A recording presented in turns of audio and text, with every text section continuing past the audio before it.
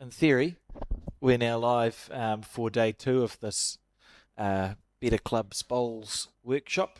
I was about to go into my commentary spiel where I was going to say my name's Alex Reid and I'm joined in commentary by Mark Cameron, but it's not commentary, it's a live to the screen. Mark, how did you think day one went? Oh, look, I really enjoyed it. I mean, these hard for us to say, though, isn't it? We're a little bit biased in our view on these things, but look, if the objective is to tell stories about our clubs from within, but also those that are connected to our clubs. And I think yesterday it was pretty heavy in terms of the facilities side of things, but clearly, bowling clubs. Their biggest asset is their facility. Their link into the community is through their facility as well. So quite appropriate that we share that story and talk it through. So really enjoyed yesterday. But equally, Alex, Yes. I am looking forward to today.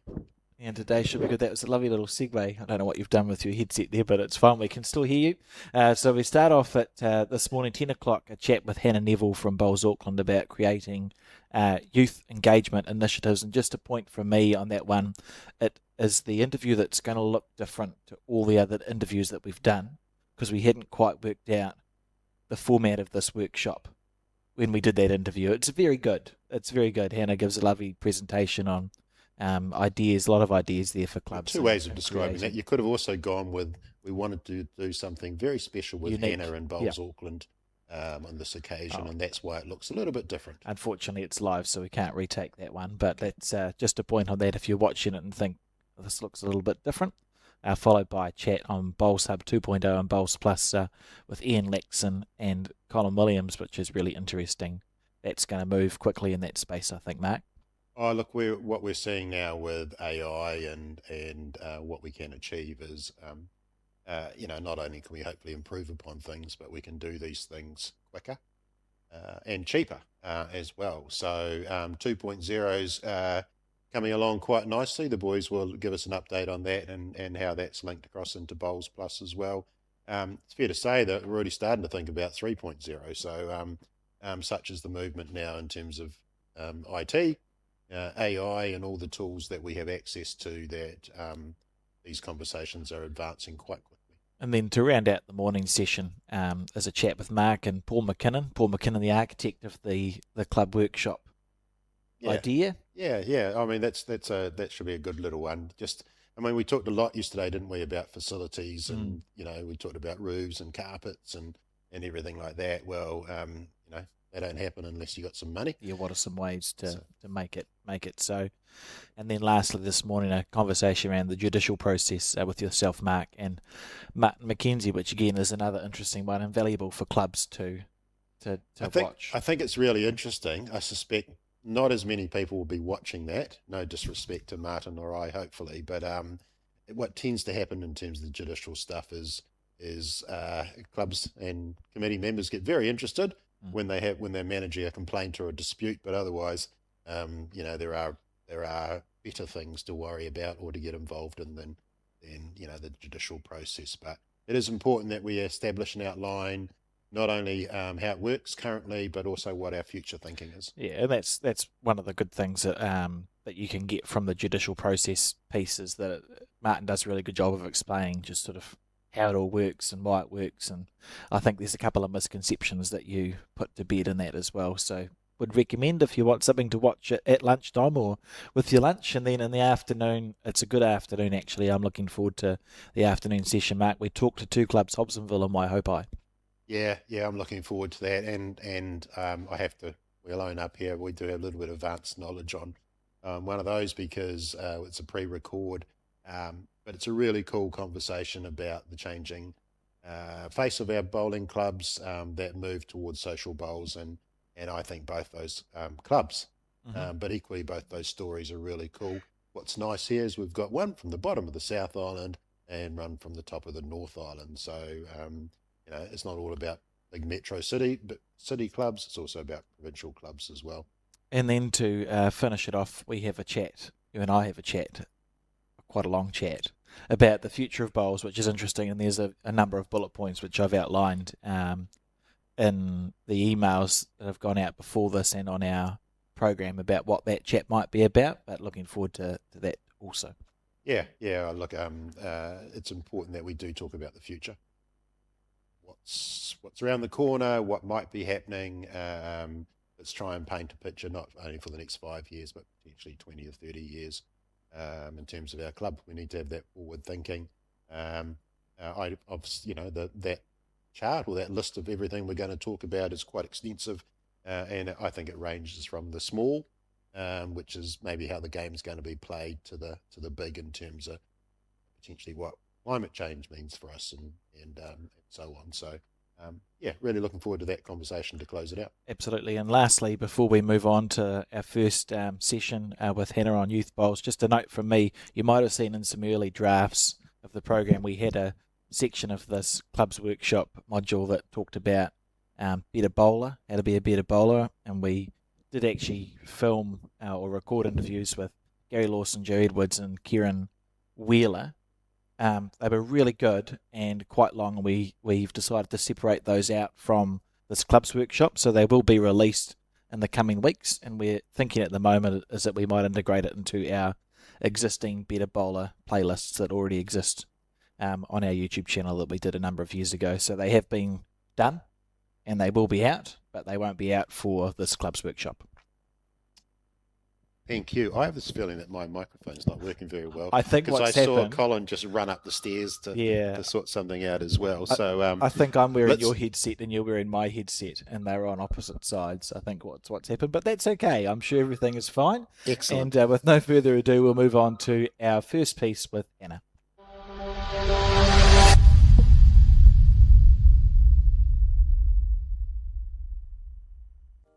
Kia ora, I'm Hannah and I'm part of the team at Bowls Auckland. I look after our school program, Rangatahi Roll-Up, and I support clubs in our region with youth initiatives.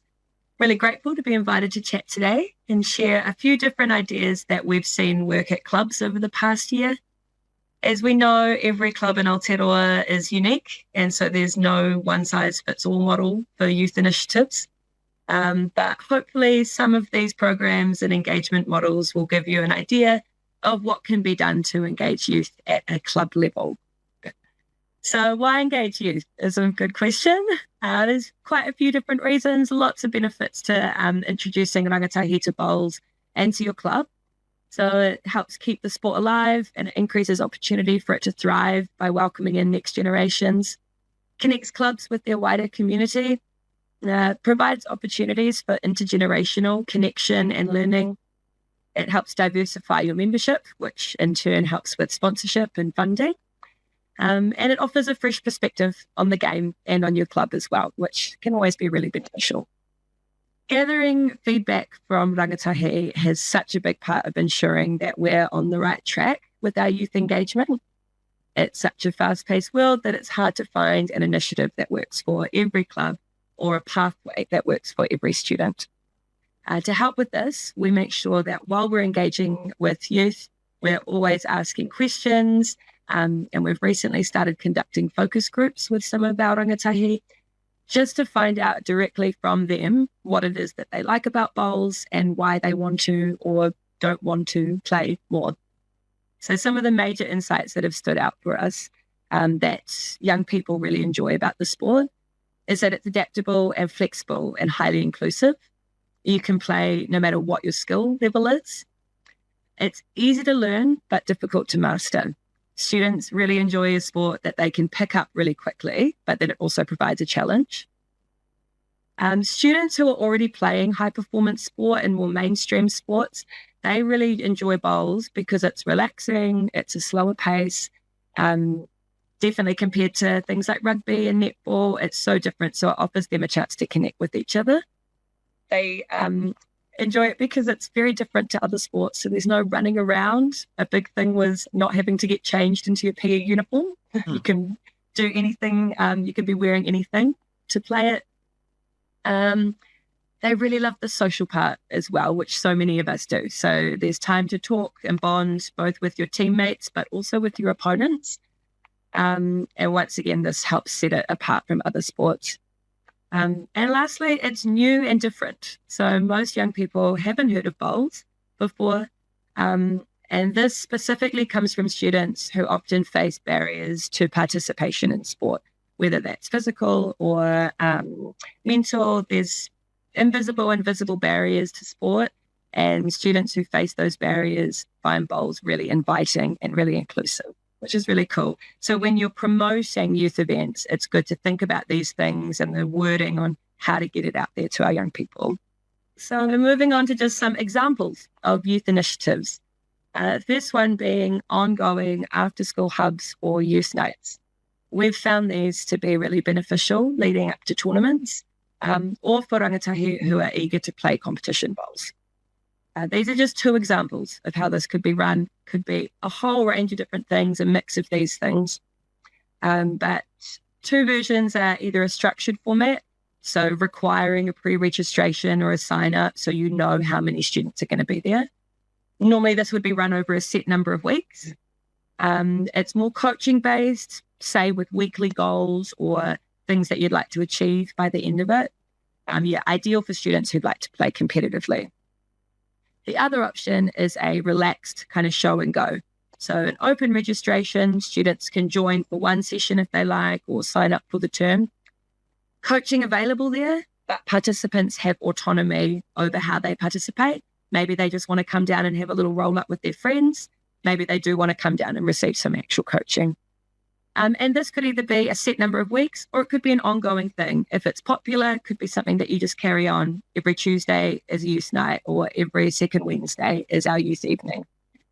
Howick Bowling Club are currently running youth nights this term, and they're doing a mix of these. So they had pre-registration open for the whole term where you could pay for a whole term, or you can just show and go and students can come and go weekly if they like, and there's a payment for that as well. So that's a good way of mixing it too, and we're excited to see how that initiative works out. Our family days, which are always a really great success. So whānau days provide an opportunity for local families and friends around your club to come and check out not only what bowls is all about, but what it means to be a member at their local bowls club. Adding extra games and activities such as face painting, outdoor lawn games, putting on a barbecue, can help turn these days into one that is fun for the whole family. When we run our family days alongside centre events at Bowls Auckland, we primarily use the rookie roller kits you can get from Bowls Australia. These soft bowls mean that even toddlers, as you can see in the pictures here, can have a go and you don't have to worry about damage to your green from dropped bowls. Indoor bowls are also a lovely thing for the younger kids, kind of 6 to 8 years old, nice and small for them to hold. And it's adapting the game to make it fun, and engaging activities is always a positive. It means kids can jump between activities. So you can see we've got target mats and everything. There's ramps. You can set up your own games and activities around that. You can get generic target mats from sports places and hoops or cones and set up whatever you like. So just making sure there's lots of different things for the kids to engage with keeps them interested for longer, which is cool. When advertising these days, we've found that a mix of online and paper advertising is best. We've done mail drops around clubs that these are hosted at, put posters up at local stores and libraries and community spaces, but then also posted on online community groups, sharing to our bowling networks and to local schools. It's always important to remember that not everyone is online, and more youth are choosing not to be on platforms like Facebook. So the more avenues that you can go down to advertise, the better. Okay, the next one is a holiday program. So run during the school holidays, obviously.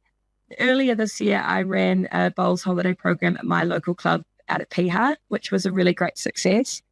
Kids aged 3 to 12 came down and had a go, with most of them playing non-stop for about 3 hours.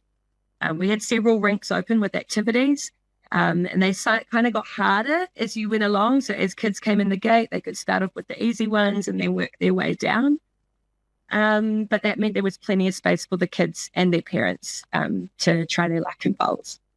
It was a bit chaotic, if I'm honest, but the kids absolutely loved it. And once they had a hang of the bowls, it meant that the parents could sit down and have a chat while the kids carried on playing, which felt like a win-win for all involved. if you're thinking of doing something like this for your club, you could do it this way, where you run it and advertise it yourself, have families bring their kids down. Or you could see if there are any holiday programs in your area and contact those pre-organised groups, which means that there are extra helpers there from the holiday programs to help with these groups of kids. This option can often be easier as organisers from that holiday program will be in charge of wrangling the kids and making sure and looking after them, and you can just focus on the bowls. A great place to find holiday programs is through the OSCA NZ, which is Out of School and Care Recreation. They have a really comprehensive list on their website, but you can also talk to your local community centre, library or school as they may be running an independent holiday program.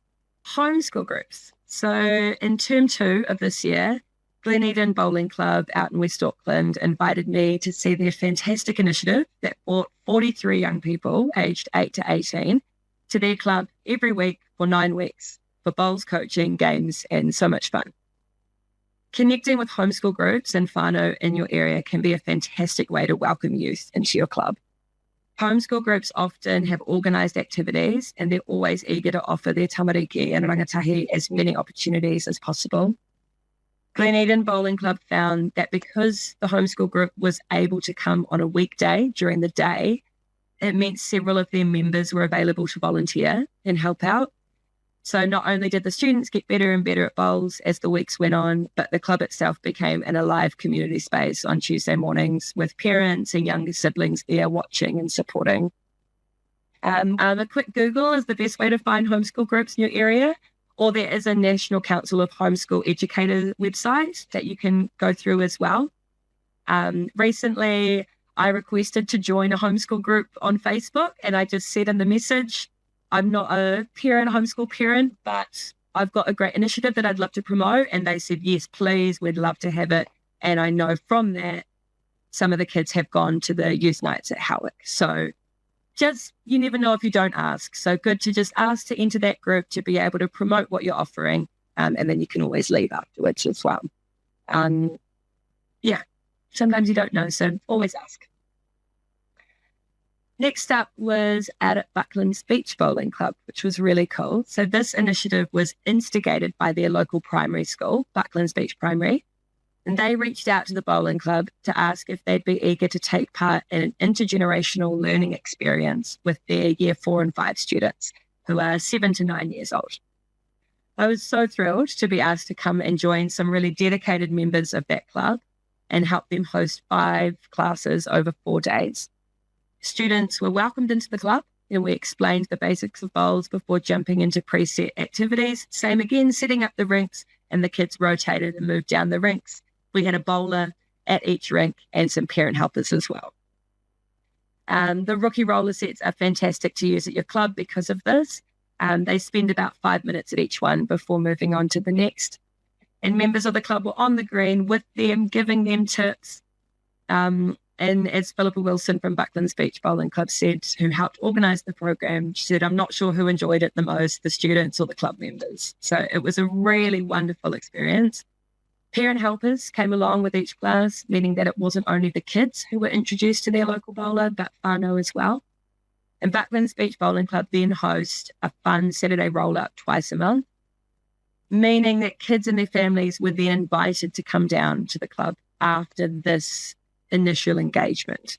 So if you're working with a school and have young people visit your club, it's great to then plan an open day following that so that it brings them back in.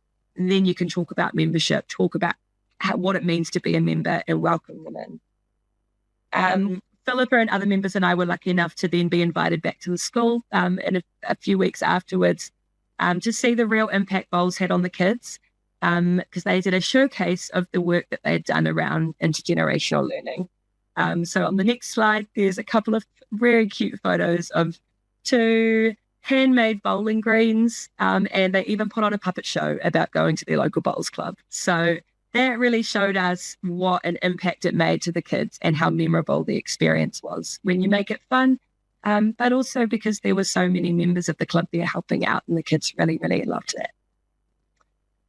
Yeah, so that's pretty much it at the moment. Those are the main initiatives that we have seen or have been part of or have instigated ourselves. Just to recap, if you're wanting to get in touch with schools, the best contact at a school is the school sports coordinator. You can normally find their email address on the website.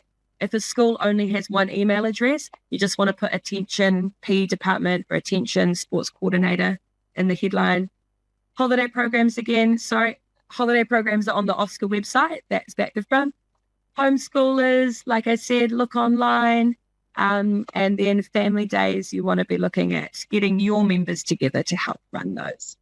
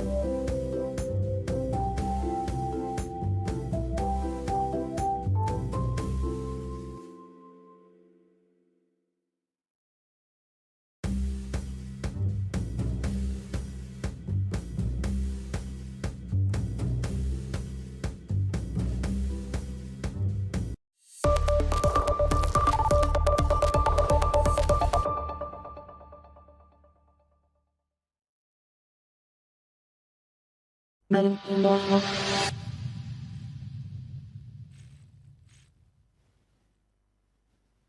everyone, welcome to the Club Bowls NZ Club's workshop. My name is Iain Laxon and sitting next to me is Colin Williams. We are going to be talking to you today a little bit about Bowlshub and also Bowls Plus. So we're going to be going through a little bit of where we have got to in terms of both of those products and also what the future looks like as well.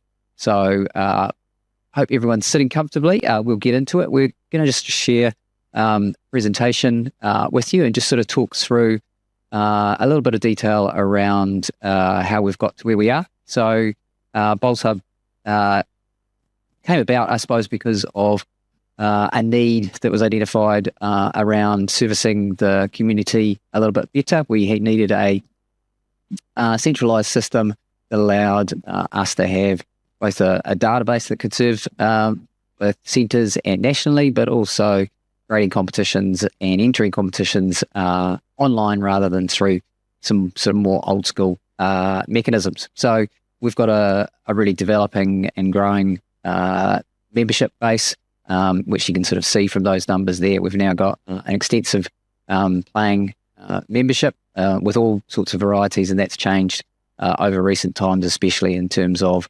our casual participants, in Twilight competitions, not just our full member playing population as well.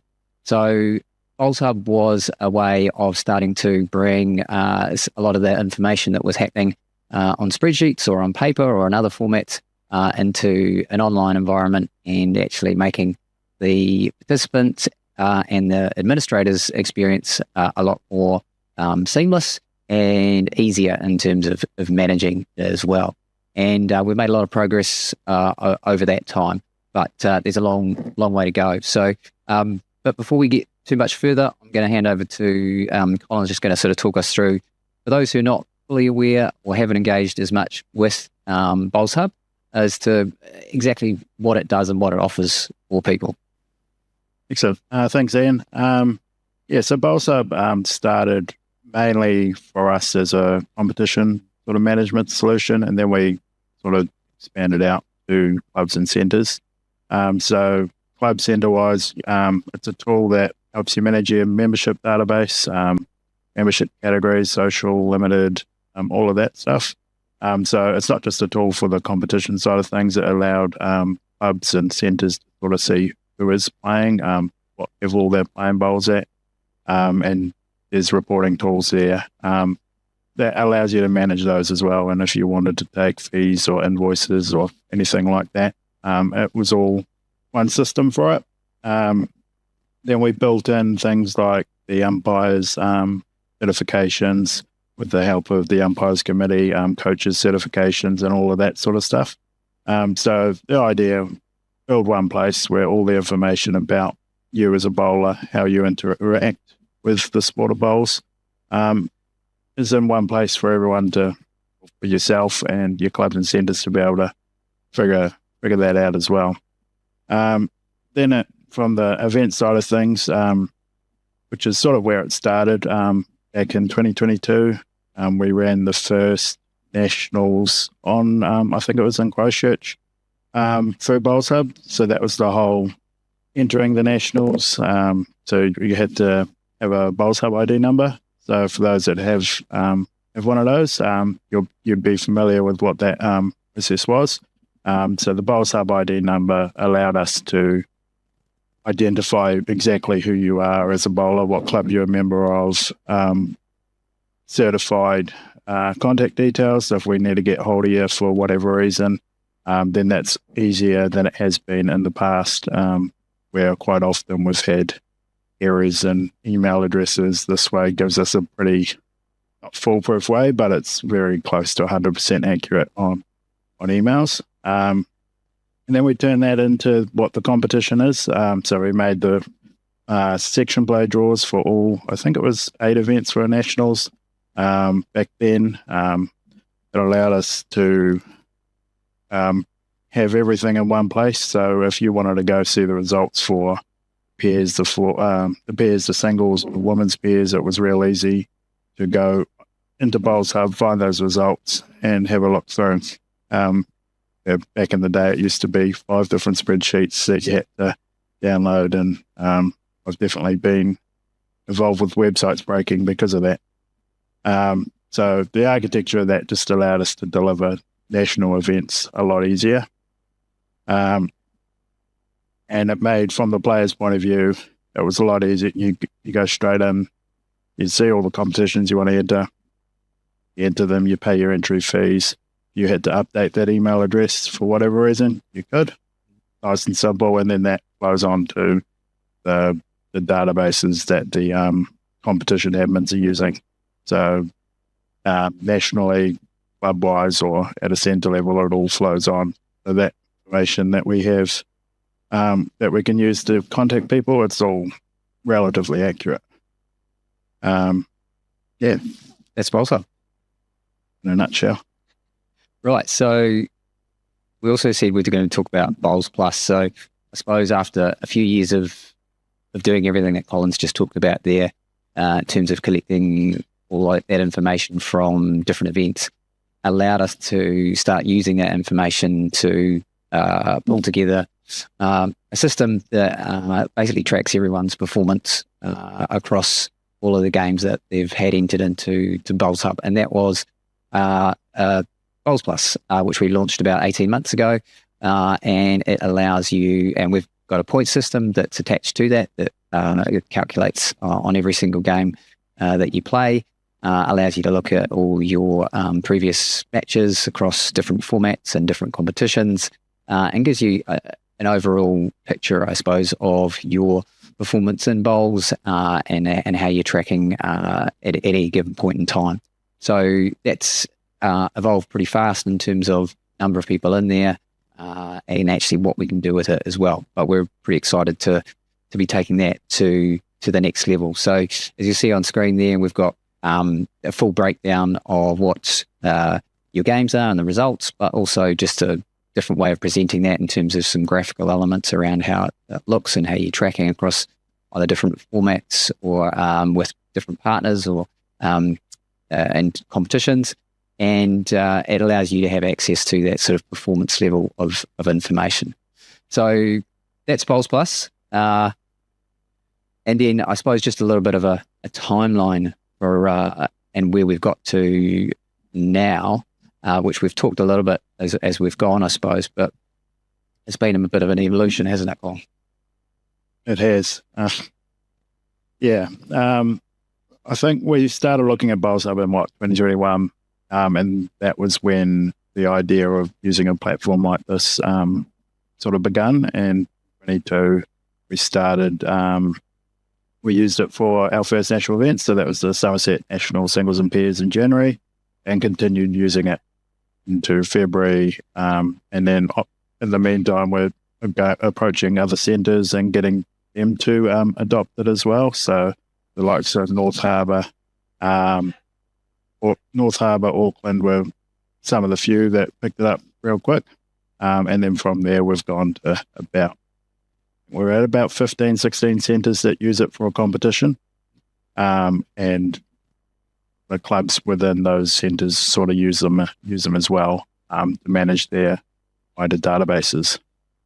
Yeah.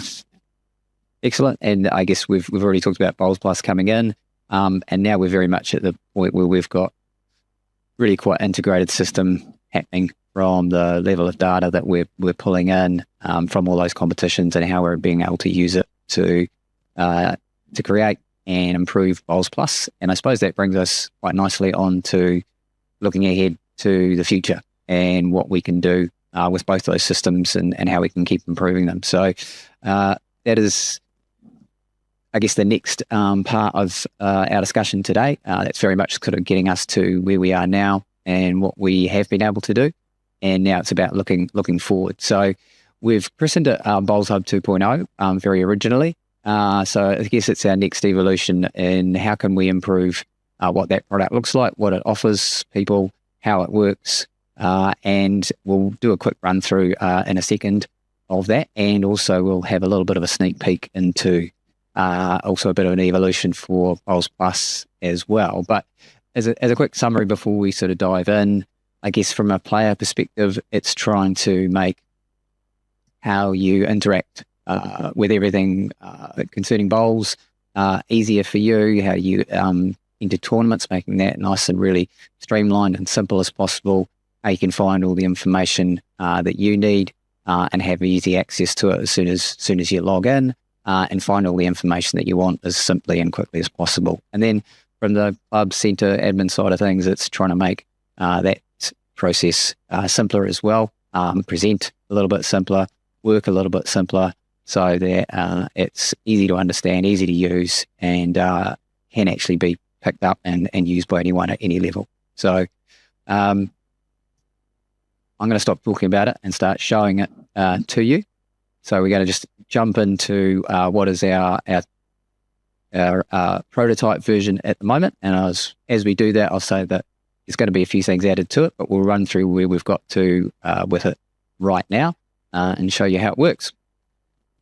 Right, we're now just getting into the screen that you're going to see when you're logging into Bowlshub 2.0. So we're just going to do that now, log into the system.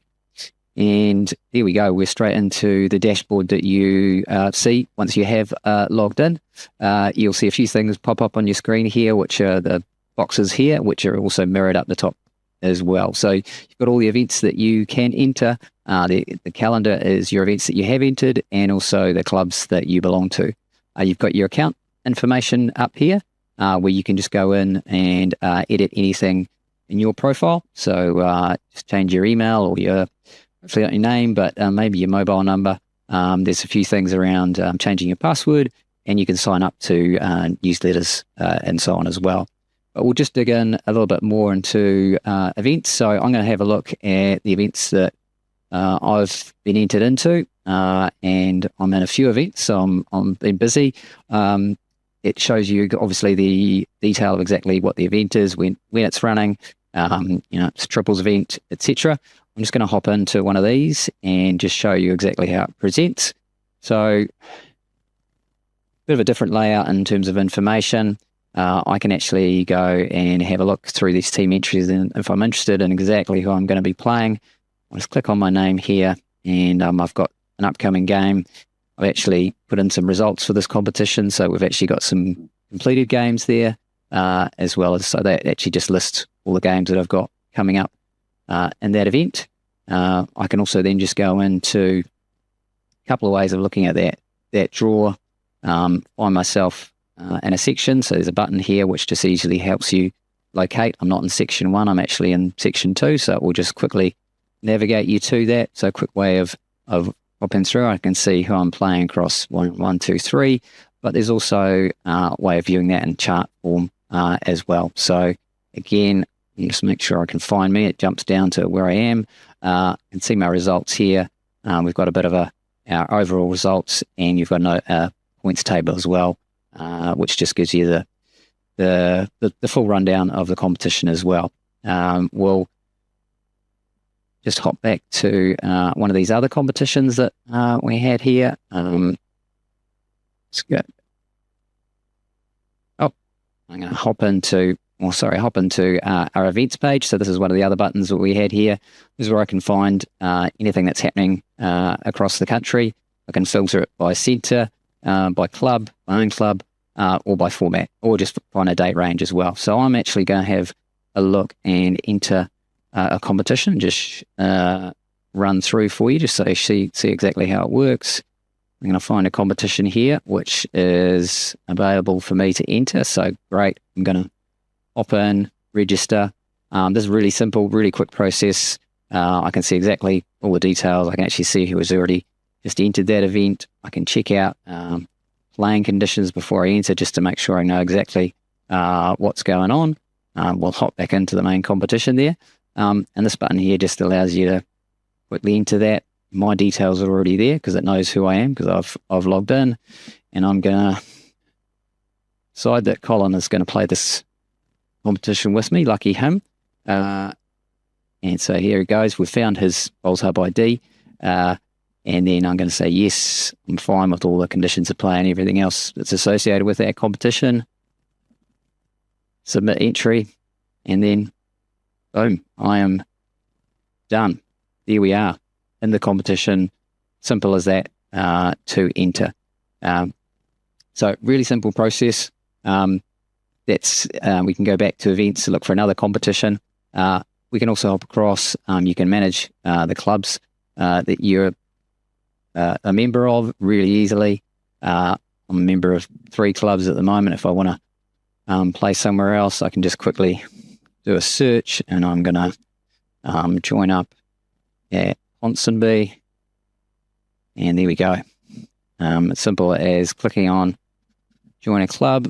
I just refresh, and there you go. And if I've decided actually I'm no longer a member somewhere, that's fine. I can just leave that club within a matter of seconds, and there we go. That's gone. So really quick, simple way of, one, looking at all your account information and how you can update that. It's a way of just managing your profile, but also just finding out where you want to play, but also what you've got on your calendar as well. And as I mentioned, I think at the beginning, this is our working model just at the moment, but there's probably some development around this dashboard here and exactly what we'll present when we roll it out. So we're looking forward to adding some other information that will make it even more relevant and useful for people when you get in here. So that is a really quick once over in terms of how Bowlshub 2.0 will work from a participant point of view or a player point of view. There's a lot of stuff in the back end as well, which we won't go into here, which is driving all this as well. But that's a real big step forward as well. But now we're going to have Colin run us through a bit of a sneak peek of Bowls Plus and what we're looking to try and develop in that space, because there's a lot of potential here, and we just scratched the surface with the first rollout. So I'll hand over to Colin, run us through what this looks like. Excellent. So this is, I guess, a prototype or very first version of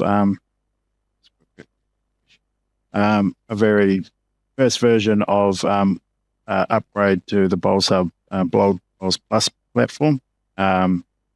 Previously using Power BI, and now we're just upgrading what we can present and an easier way to sort of show all the cool information that we collect from competitions, because I think we're looking through and we had something like 215,000 result entries across the last 4 years. I think there's about 1,300 individual competitions in Bowlshub. And that's a whole lot of the data that we can take out, analyse and present in many different ways. And this is sort of just a first version of what we can sort of display that in. Try to make it easy for a bowler to find out more about their bowling history. But if they also wanted to find out about their friends or their club or their centre, then that information sort of gets presented to them in an easy way. So this is where you land. This is the sort of landing page, I guess is a good name for it. So you quickly see how many players are in the system, currently ranked. Those numbers are different just because we have some minimum game requirements for you to be ranked. So that's saying 885 of those 7,000 are ranked. And then you go down and you quickly see the top 5 men, the top 5 women in New Zealand at the moment based on all their games. And just a quick little how people have been going in the last 30 days. So if I wanted to go and see how Nathan's going, we get a quick, that loads, a quick breakdown of his profile. This is where it sort of starts presenting all that individual data that is related to Nathan's games in Bowls Plus. So you can see a quick little graph of progress and some time filters as well. So depending on what bits you're interested in the last 12 months. And go down, we can see the competitions he's entered, individual games. So from here, it's the last one was a couple of weeks ago. the championship pairs and see who he played, how many points he got. And then you're also able to drill down now into competition. So if I want to see that specific championship pairs, this breaks down to every piece of information we have about the national champion and champion pairs. So you can now see more competition-related stuff, where before it was just more individual match records. So this allows you to go, well, who was the best performers in this competition? Easy to see that these two probably won the event based on player performance as well. Winning 100% usually is a good indicator that you've gone pretty well in the tournament. But we can also break that down into clubs and centres. So if I wanted to think of a club, I will go minor, top of mind. So you can quickly see there's 72 players in there. And this is breaking that data down to just the club level. So it's only showing me people who have a primary club of Mount Maunganui.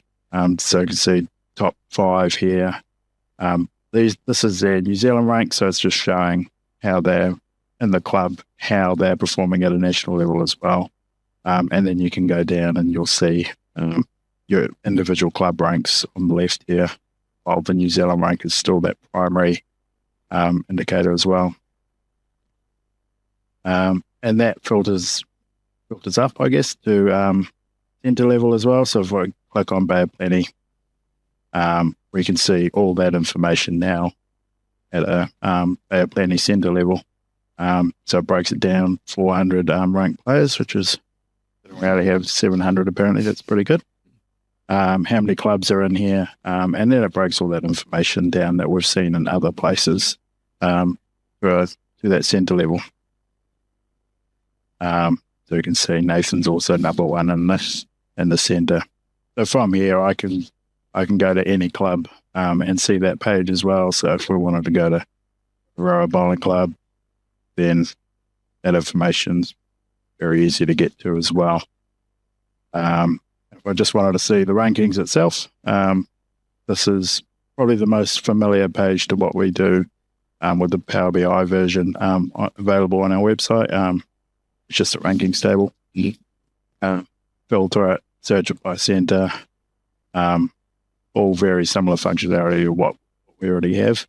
The big upgrade here is probably how much we drill down into the club information, the centre information, and specifically the individual competition stuff, and overall how it looks. That's pretty much it. It's sort of an exciting step forward from that Power BI stuff, which served a very important purpose for us. Like it proved what we can do, and now we're just expanding on it and saying, well, what more can we do? Because we've got 215,000 bits of data. There's heaps and almost infinite ways we can display that. And the more games we get and the more information we get from those games, the more we can do, right? Yeah. If every club in New Zealand is putting club information in, then it becomes a really accurate sort of model of every bowler in the country and how they sort of compete against each other. And it gives you as a club person access to all your match history. So if I click on Linda Ralph, I can go to matches and it will show me every single match I've played. Good. And if you want to keep clicking show more, it will go all the way back to 2022, which is the first one. And you can delve into your performance as an individual player, and this gets more accurate the more club centre data that we have. There's only about 13 club games here. At centre being Auckland, they put every single game Bowlshub, so we get a relatively accurate reporting for the Auckland centre as well. But you can go to your competition and you can actually see every every single competition you've entered. If the clubs use that, you could see club singles, club pairs, club board, and you can go in and see how you've gone at every competition, with two or three clicks from getting into the system. And clubs will also be able to use this to look at how their players are performing across the year. Yes, player and exactly. club, etc. Yeah, you go to your club page, Alden, you'll be able to see exactly how your club members are going. And future improvements of this would go, let's compare Club A to Club B or Player A to Player D. There's really no limit to sort of how we can present all of this stuff. So it's an exciting second step, I guess. Awesome. Thanks, Colin. It's really exciting. The developments that we're going to be rolling out, I think, are really going to be a big step up from what we have currently. We've made some awesome starts with both Bowlshub and Bowls Plus, and I think they're serving our community really well. But we're very mindful of how we can continue or look to always be improving and making them better and more useful for people out there to help you enjoy your bowls experience more. And we think that what we're doing in both Bowlshub and Bowls Plus are really going to tick those boxes. So I guess the one question that people will have is, great, but when are we going to see it? And we are working on that. We're hoping that we're going to be going through testing and getting them out there within the next few months, but we'll be communicating out to people when we can. People can expect to start seeing them, be able to use them, but it is coming soon. So thanks very much for listening, for your time, and hopefully you're also as excited as we are about what's coming up in both these spaces.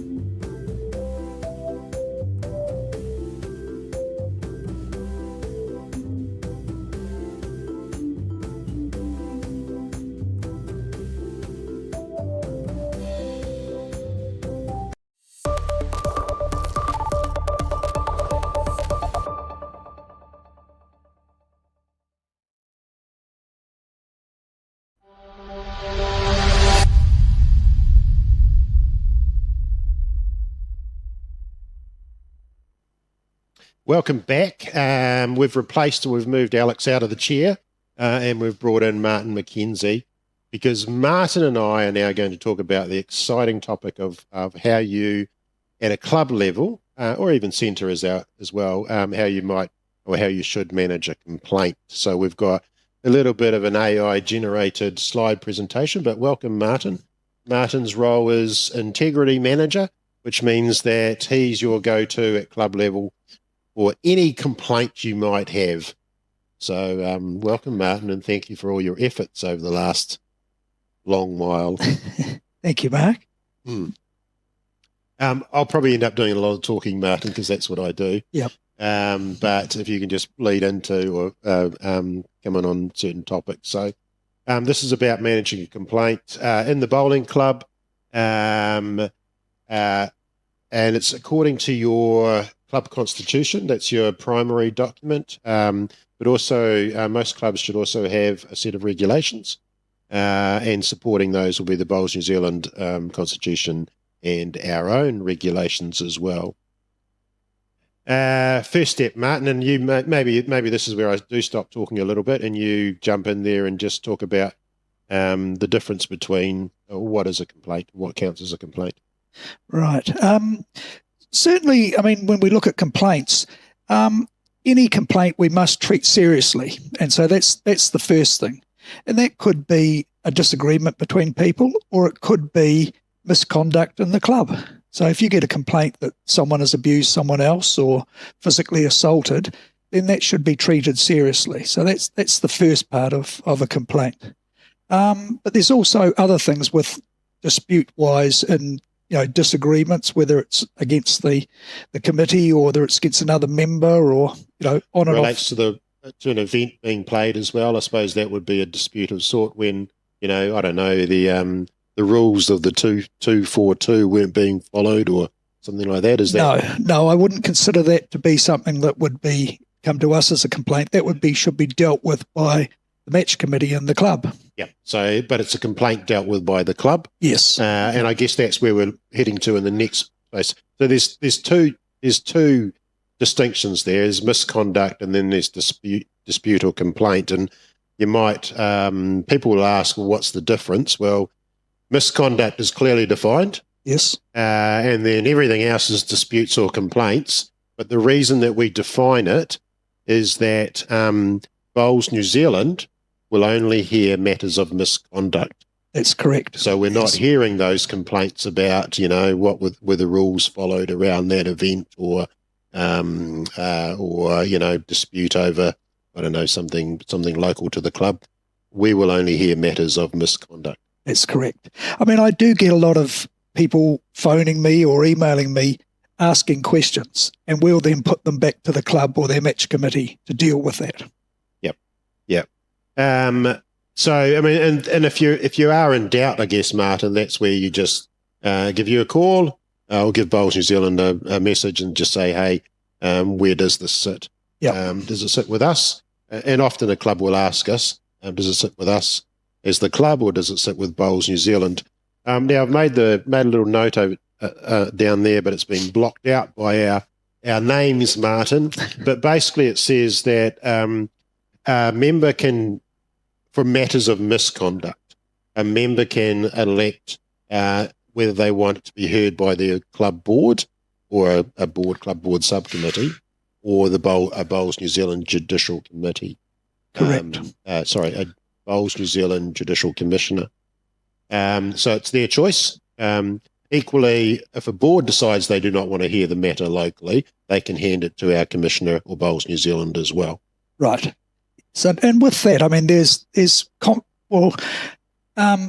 people can be conflicted by that within the club. So, a lot of clubs are small, and there is a conflict of interest quite often. So if they can hand it to us, or at least talk to us about it, it makes it easier. And it's fair to say, I mean, my observation the last couple of years that more and more now matters of misconduct at club level are being handed straight to us. Absolutely. Very rarely now does a club take it on board themselves. And I guess to your point just now, that's because they've potentially got a conflict of interest, within the typical bowling club. Everyone knows everyone. Yep. So there's a natural conflict of interest there. And then often for clubs too, I imagine there's a matter of competence. I mean, it's not an easy process to run a process of natural justice in a judicial process. So it's not everyone's not in everyone's wheelhouse to run it. So again, another reason why you'd probably hand it to Bowls New Zealand. Yes.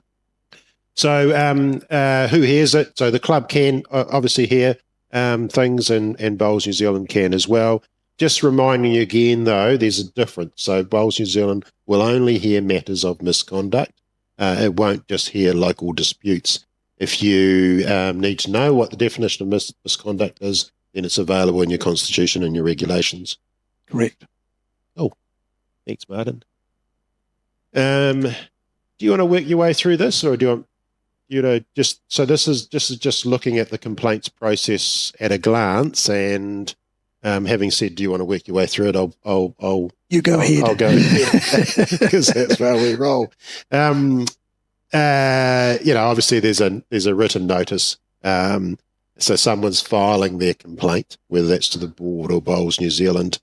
At some point, very quickly, they will determine who has jurisdiction over that. Is it the club board or Bowls New Zealand? The third part's interesting, though, Martin, and I would suggest it's not talked about enough, and that is the process of mediation. Absolutely.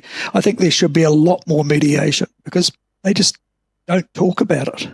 And if you can get in a room and discuss what the issue is, you can hopefully solve it before you actually get to a hearing process. Yep, because the hearing process is, as we too often evidence, it's quite a time-consuming process, but also quite a drain mentally. The stress levels go up, as accusation one is having to be defended against, it's back and forth. So mediation's really, really important. And I would say, Martin, as a general rule, for all the complaints Bowls New Zealand gets on misconduct, 80%,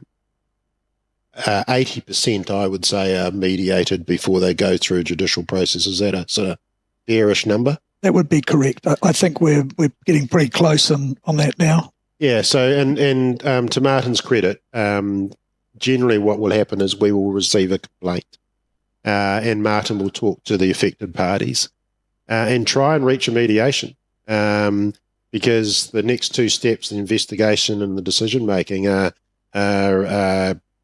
quite draining. So mediation, if we can. It's unofficial. Too often, Martin, I feel too, with a lot of our complaints, people are just wanting to vent. They just want to share a bad experience and let someone know what's happened, but they not necessarily looking for any immediate or resulting action. They just want to share. They do, absolutely. And you know with mediation pretty early on in the process whether it's going to work or it's not going to work. So you're able to at least sit and listen to the person's complaint or the issue they've got. And as you say, they're just venting. They want to get it out of their system. You run through the process if you did go on to a hearing, and quite often it can be quite daunting, and people go, actually, I don't want to do that. Yeah. And I think I assume for some people too, if they understood what was coming their way, they'd be less likely to do it as well. But it's really important, though, that the Bowls New Zealand, the club, people understand the nature of these complaints. So it's not just to sweep them under the table.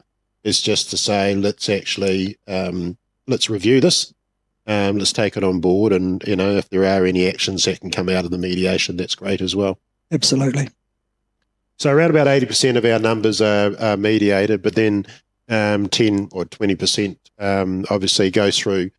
And generally speaking, so a complaint is either managed by the board or a subcommittee of the board. Yes. Or it will come to us, and we will appoint a judicial commissioner. So we will appoint one person who will hear the complaint and then make a decision. So that's kind of the next two steps in the process, is that commissioner or the board or the club board, club subcommittee, We'll hear the complaint, we'll treat it fairly, and then make a decision.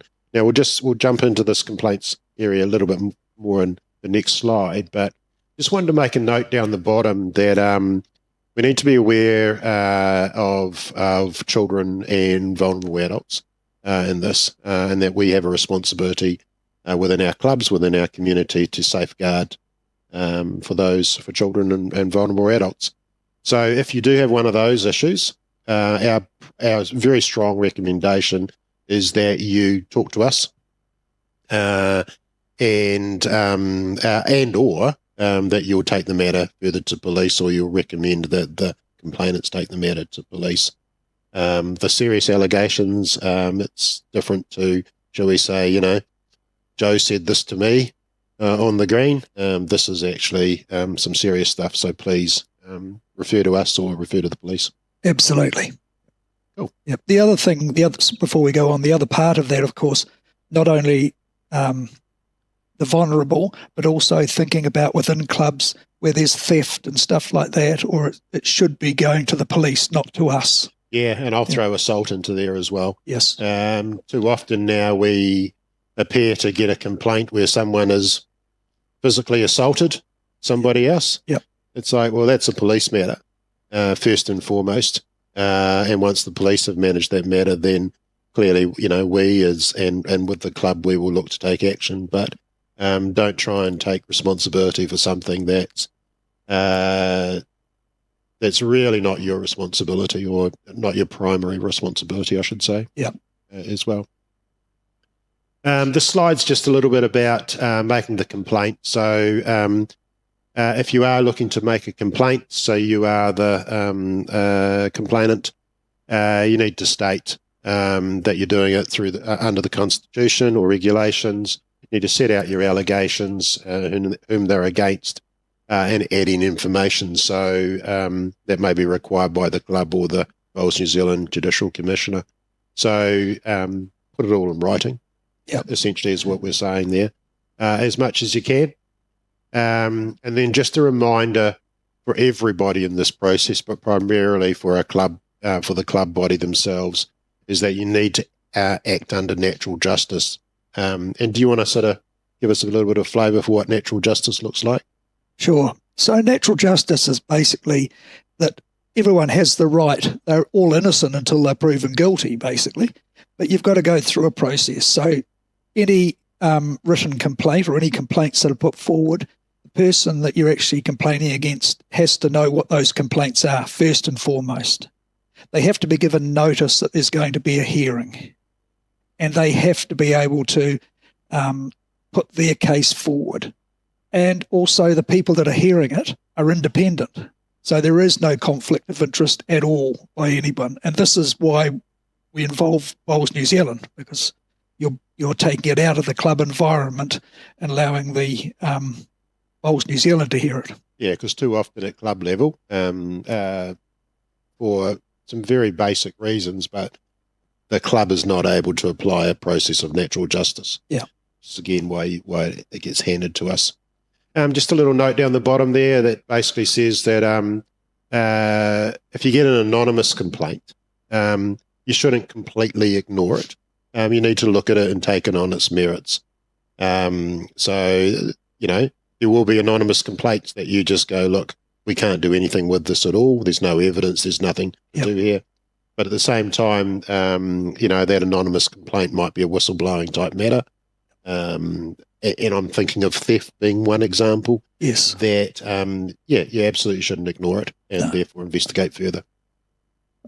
Thank you. Next slide. So how the investigation is run, the board, or in the case of the Bowls New Zealand, their Judicial Committee will hear the matter. They will ask that anyone with an interest in the matter stands aside in terms of those that are hearing it. The complainant will provide all their information, including witnesses. They should be entitled to a support person. The respondent then has the opportunity to reply to the complainant's statements. That respondent should be entitled to a support person as well. Yes. And then that little third bullet point on the third slide there, the complainant has the opportunity to respond to any new information that's been presented by the respondent. So there is a three-stage process to that in terms of gathering the evidence. And then either the board, club board, subcommittee or judicial commissioner will determine the matter. So they'll look at the allegations, they'll test them on the balance of probabilities, make a decision, issue a report. And just a reminder there too that generally speaking, all proceedings stay confidential. I mean, obviously, Martin, the outcomes can't stay confidential, or generally can't stay confidential, but the proceedings, the details should remain confidential. Absolutely. And I think, Martin, this is another reason why club boards get stuck a little bit in this natural justice process because, you know, within the club, someone talks to somebody else, and before you know it, the respondents or whatever is saying, "Look, I haven't been given natural justice because my information hasn't been kept confidential." Cool. This is an important one, Martin. That's just that bottom point around the legal counsel. So all parties. So you can, if you're in our judicial process, you can get independent advice and absolutely bring a support person. But we do not allow legal counsel. No. And if I recall rightly, I wrote a very long email once about that, which was that legal counsel is costly. Yes. But probably more importantly, legal counsel can create a bit of an imbalance of power. If one party has a lawyer, legal counsel, and the other party cannot afford to or doesn't, that can create quite an imbalance, and that's not a fair process either. And I think those are almost the two primary reasons why we say no lawyers involved in the process within this bowling club or bowling community setting. Absolutely. And part of that also, and while it is part of the law, but quite often if you have legal counsel, all they're looking for is to find the loopholes in the complaint or whatever, and it's not about what the true complaint is about. They forget that. Yeah. They've forgotten the fact that someone's just gone and biffed somebody else or said something quite inappropriate. It's all about the loopholes. Yeah. So for that reason, I would add though that when it gets to an appeal process, though, legal counsel can be brought in. Absolutely. At that point in time. Yeah. And they, as part of that, they still, as you've already sort of mentioned, is that they still have the opportunity, because a lot of this is done on the papers, on the documents that are submitted. They can get assistance from their legal advisors to put that submission forward. Yep. It's just not sitting in a courtroom and having a lawyer talk on your behalf. And more nowadays, I think, Martin, we're seeing AI providing a bit of a lawyer interface as well, rightly or wrongly. A couple more slides just to work our way through. So the club or our Bowls New Zealand commissioner makes a decision. So they have the ability to reprimand or warn somebody, suspend or terminate club membership, create a loss of rights for members, privileges. Importantly too, though, that we get a little bit confused, is probably not the right word, but too often when a club makes a decision, they don't think about the flow-on decision for the rest of the bowls community. So an example might be, Martin, a club suspends player A from competitions, but hasn't thought whether that suspension should apply to other clubs, the centre, or even Bowls New Zealand. So probably a little bit of a reminder there. You can make a decision as to whether you want to suspend or terminate membership just at your club, or whether you want to do it in a wider context. Absolutely. And those things happen where, if you're looking at, it could be something that's happened on the green, which is relevant to all bowling clubs, not just to your club. But a dispute in the club rooms at one club doesn't mean you get banned from every club in the country. Yeah. Just because player A doesn't like player B within a club shouldn't really stop them from playing bowls in the wider bowls community. No, exactly. Yep. Really good. The appeal process. So the club makes a decision, or the Bowls New Zealand Judicial Commissioner makes a decision based on the evidence. There is a right of appeal, and there are very clear grounds for that appeal. The first one is that natural justice was not or was denied. Yes. So if natural justice is denied, then that is the grounds for an appeal. The second one is the decision maker acted outside its powers or jurisdiction. And I guess an example there, Martin, might be that the club decides that they will not allow someone to play bowls anywhere in New Zealand. Yes. And they potentially are acting outside of their jurisdiction. It should just be about their club. There's new evidence that's emerged after the decision, and for our misconduct ones, that the penalty was excessive or inappropriate. Now, often that can be a little bit of a personal view on whether it was excessive or inappropriate, but if it was, and not just slightly wrong, but if it was excessive, then absolutely as well. And as part of that, and we should include, is the disciplinary guidebook actually has a matrix on what we recommend as being a reasonable penalty. Yeah, that's available. Is that available on the website? It's on the website, yes. And that will give you information like if it is bullying in the club room or on the green, your low end, middle end, and high end, sort of 2-4 weeks, 6-8 weeks type stuff, doesn't it? It is, yes. Yeah. And I guess that helps us out a little bit in terms of determining whether a penalty was excessive or inappropriate. If they followed the disciplinary guidebook, then one would imagine that the penalties were appropriate. Yes. If they followed it. Brilliant. A complaint is closed, obviously, by the secretary, or in the case of our Judicial Commissioner, informing the member as soon as practical, at which point the suspended or terminated member forfeits rights. The appeal process, if someone does want to appeal the decision of the club or Judicial Commissioner, there's a $100 appeal notice. You've got 28 days from the original decision to appeal. And once the appeal is accepted by our judicial panel, then there's 10 days for the appellant and 14 days for the respondent to present their statements, and ultimately looking for the judicial panel to make a decision.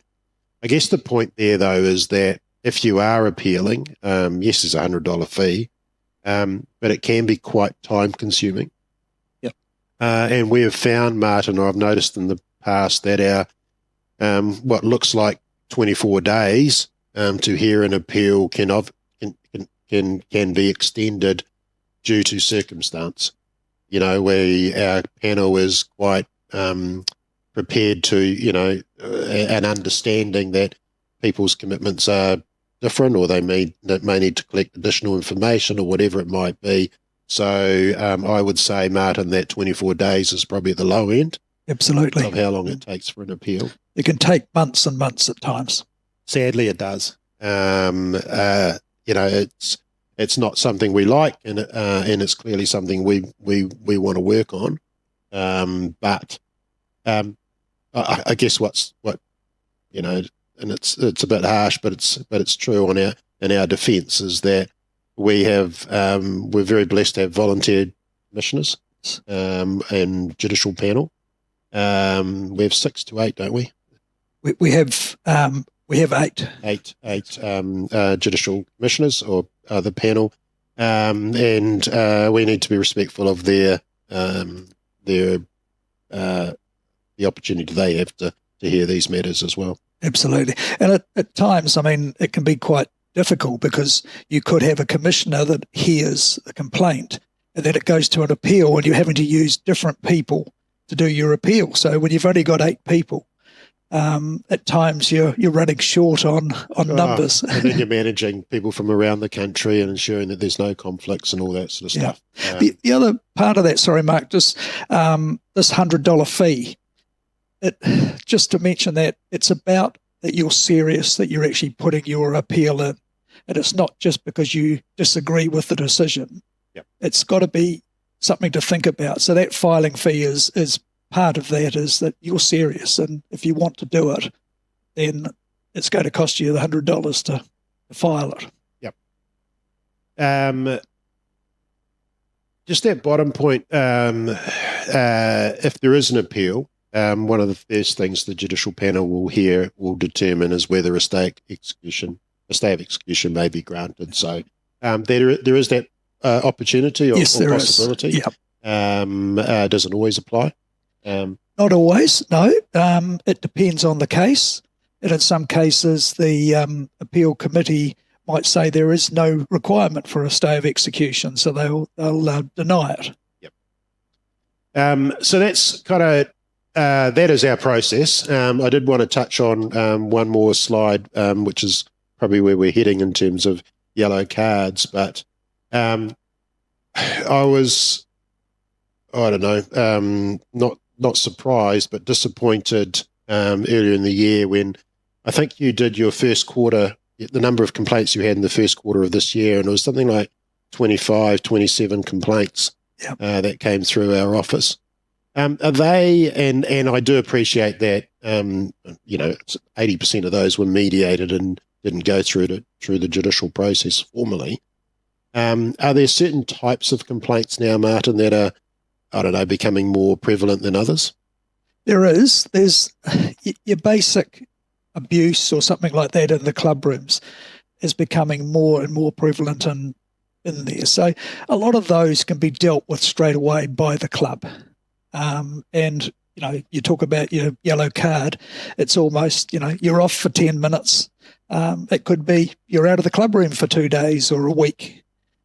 So there's opportunities with those sort of things to reduce the number of major complaints we get, and we actually then deal with the ones that we need to, which is the bullying and the real serious misbehaviour. The serious stuff, right? But my sense of it, Martin, is often it's just personality conflict. And that doesn't matter whether it's the bowling club, the rugby club, or, the school or the supermarket. Yeah. People don't always see eye to eye or agree with each other, and therefore we get allegations of bullying and harassment, etc. A lot of our stuff appears to be that. Ironically, Martin, and my evidence is that very little of it is what happens on the green. Oh, absolutely. I think we've probably had about 3 issues on the green this year. All the rest have been in the club rooms. And when you consider we've probably had about 50 issues this year. Yeah. 3 of them are on the green. It's I guess it's who we are, because we are more than just a sport, aren't we? We are a community where we operate facilities for our members, and therefore we have a responsibility to keep those facilities, those club rooms safe. Absolutely. For people as well. So we can't ignore them. No. Sometimes we'd like to ignore some of the complaints and just keep the stuff that happens on the green. But no, that's not what we do, and we take ownership in helping our clubs, and our clubs should take ownership as well as sorting out matters that are impacting the club rooms too. Absolutely. And one of those things, Mark, that is now with things like social media, with Facebook and things like that, there's more opportunity for people to say those things and do those things that they wouldn't do directly to the person, but they keyboard warrior will write in a Facebook post. And we need to deal with those too, because that's bringing the club into disrepute at times, and we need to deal with them. Yeah, we just got to be careful though. Obviously, there's an argument about private groups and Facebook versus public that need to be aware of, and if we're gonna, if we worried about every time someone said something mean on Facebook and we decided to prosecute them for it, we'd spend all our days doing that. Absolutely. There's a little bit of, hey guys, slap someone on the hand and move forward. And I guess, Martin, for me, that's why I want to close it off by talking about this yellow card. So we are looking to review just to change our judicial process and provide a a small penalty for those that infringe and just need a reminder. So I am thinking about, Martin, that a yellow card could be applied to someone who's in the club room and say something that is offending of a gender, Yes. or of a race or whatever it might be, and knew they did it, were apologetic for it, but still needed to be penalised. Yep. So the yellow card that we are looking to introduce or bring into the system is just something that a club through Bowls New Zealand can simply go, here's your yellow card, this is what you did. You've now got a 2-week suspension from Bowls. Yep. Short and sharp. If that member, that person that received the yellow card wants to appeal it, they can. But as we've already seen, that appeal process can take, 6, 8, 10 weeks. I suspect that most people will take the yellow card from the 2-week period and move on. Yep. But just to bring in something that enables a club to deal with those behavioural matters quickly and efficiently. And I'm reminded, Martin, of the football or the rugby sort of analogy is that the referee on a football field, has the ability just to, without going through a whole judicial process, to slap someone with a yellow and sometimes red card for behaviours that were against the game or against the rules. Yep, that sounds really good. I think it's a good option. So stay tuned for that piece. We'll be doing some work on that later in the year around the yellow card opportunity, and therefore looking to update regulations and possibly constitutions for bowling clubs.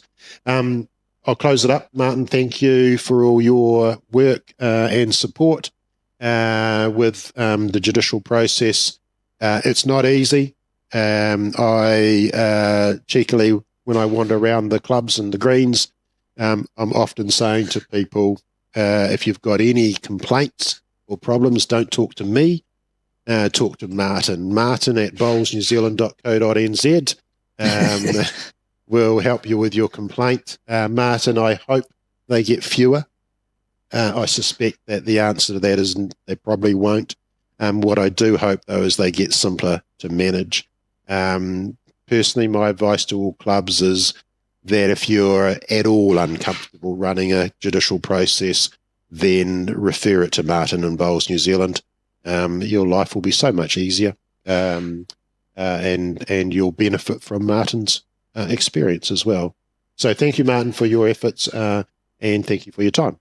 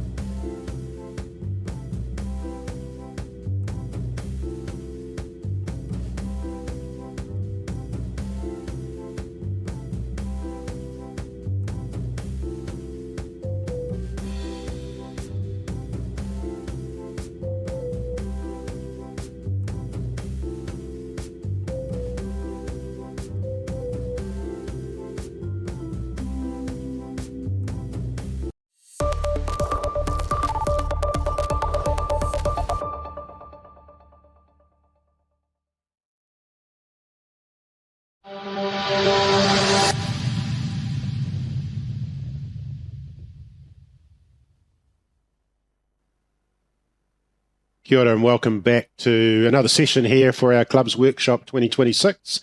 With me now, I've got the architect of this workshop, actually, Paul MacKinnon. Welcome. Paul, for people's information, joined Bowls New Zealand earlier in the year, or late last year, providing some support around high performance, but we've since managed to rope him into a role in which he works with clubs around facility development as well. So we've already had a chat, Paul, with Game on Turf, shade systems. We've talked about artificial greens and putting a roof over the greens. We've also talked to Brett Young about solar panels and everything as well. So there's a lot of opportunity within our clubs around our facilities, which I think is just tremendous. But also, inevitably the question comes out of this is how do we fund this? How do we get some money to make these things happen? Because they're not cheap. An artificial green is $350,000. A covered green's going to set you back $1 million and a half. Sounds easy when you say them quickly, those numbers. And obviously solar panels, in fact, to be honest, I'm not actually sure what solar panels cost you, but there has to be, there will be a capital outlay as well for those and hopefully a return on that investment. So what we're going to do is we're just going to look at some funding options, and I see Alex has already jumped into my screen there. Thank you, Alex, for capital expenditure. But first and foremost, you haven't had a chance to talk yet, so welcome, Paul. Oh, thank you, Mark. Yep, no, it's good to be here, involved with Bowls New Zealand for a few months now and helping sort of support the way ahead, and the clubs are the heart of the game and the heart of the community. So, just looking forward to doing more work in this valuable space. And you've already had some conversations with the clubs. I know you've been working with a couple around a covered green. So you're getting some knowledge about that, and you're obviously working in the artificial green space as well. So I guess your knowledge base is building up a little bit now too? Yeah, no, it is, definitely, and it's coming across all the good people out there. And, and I guess the point to keep in mind from my perspective is, as we run through this, is, as people have queries and are looking for a way ahead, to get in touch. And then one of the main things we can do is put them and connect them up with people who've been there before them. Yep. And how they've gone about it in their local community, especially like aligning where their community's from. Is it similar to another one in the country? Like, are they in a city? Are they slightly rural? Or, what is their background to it? And then we can help connect the dots, hopefully, and help them go forward.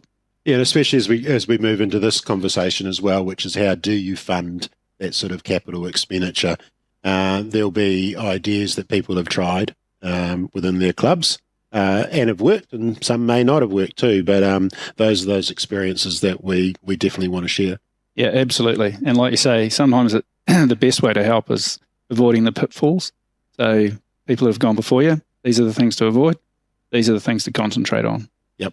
And if I may, I think the other thing there is some of the best advice though too is to give this thing a go.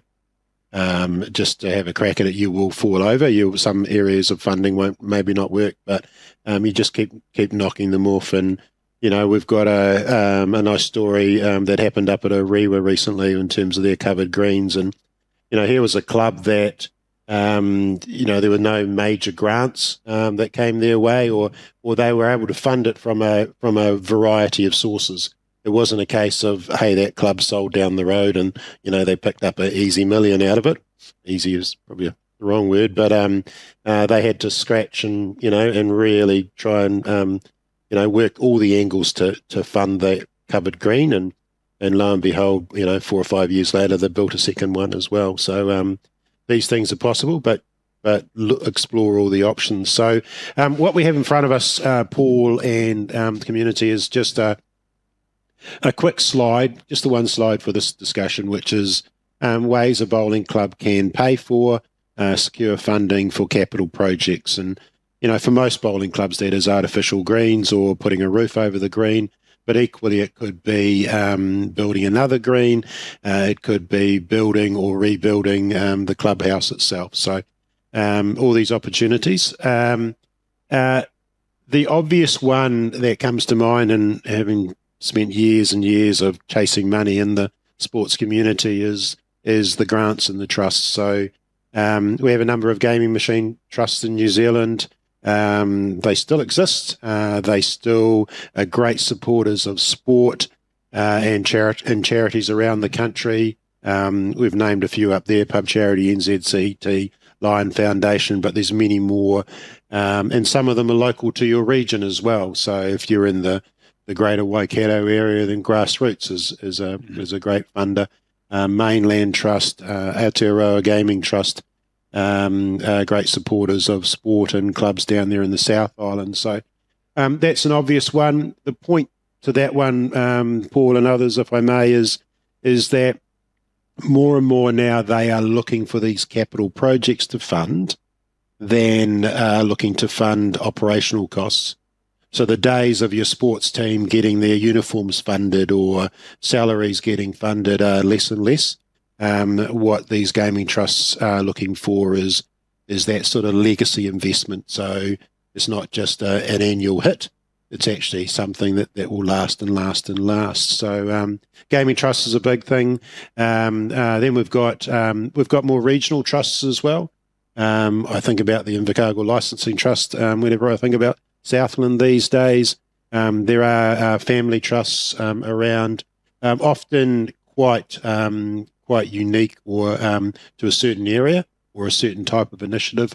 The beauty of the websites and AI nowadays is you can Google these things and you can say, hey, I'm looking to do this capital project in this area.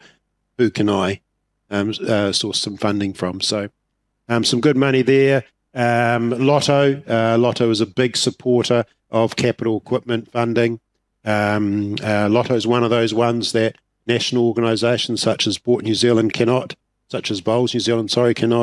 access, but our clubs can. So whenever there are new greens and covers being built, then Lotto is the Lotteries Board is a big funder there. And as we've seen in recent times too, councils do have money as part of their capital plans or long-term plans. They have money to invest in these facilities. We've seen most recently in Palmerston North, the Palmerston North City Council investing in Takaro Bowling Club for a regional covered green facility. So it is there. That money is there. That's all about relationships and building a strong feasibility. So that, I guess, Paul, that tends to be almost the traditional way of looking at these things. But others have also come up with some other ideas and delivered some other initiatives around funding. Hopefully I'm not speaking too fast on this thing. No, it's all good. Oh, excellent. Thank you for your endorsement. Because you'll be the one that needs to repeat this back to clubs and all that one day. Yep. Soon, hopefully. Clubs have, and I can think of a few around the country that have actually utilised their members, whether that's in a debenture process, whether that's an additional levy, which sounds a bit tough, but debentures, and something in other sports that isn't quite as apparent in bowls is people leaving in their bequests, in their wills, money to their local bowling club. I can recall distinctly a bowling club that, thanks to a bequest, was able to redo their entire car park, which was a bit of a gravel pit. And thank you to the bequest, they were able to tidy that up. So they are around. There are members within your club that you can talk to and or potentially talk to and look to secure some capital. There's the obvious bank loan overdraft. I think that tends to be the port of last call. The last thing an executive probably wants to do, or one of the last things is leave the executive in 10, 20 years' time with a loan to pay. But that certainly is an option, especially when you're down to that last small gap, when you're just trying to fill that gap, that becomes an opportunity.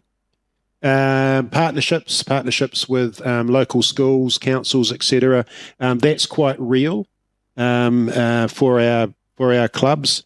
I heard a nice one recently where a club was talking to council about the covered green becoming a what do you call it, an emergency, state of emergency type centre? Yeah, civil emergency. Thank you. Yep. Civil defence? Civil defence. Civil defence centre. Yep. And we're looking to contribute for that reason, because they wanted that open space, that sort of secure type area, if there had been something that happened in their community. Equally, schools are more and more challenged for a lack of facilities, so being able to provide them with a covered space or an area that they can actually access and use facilities is an option too.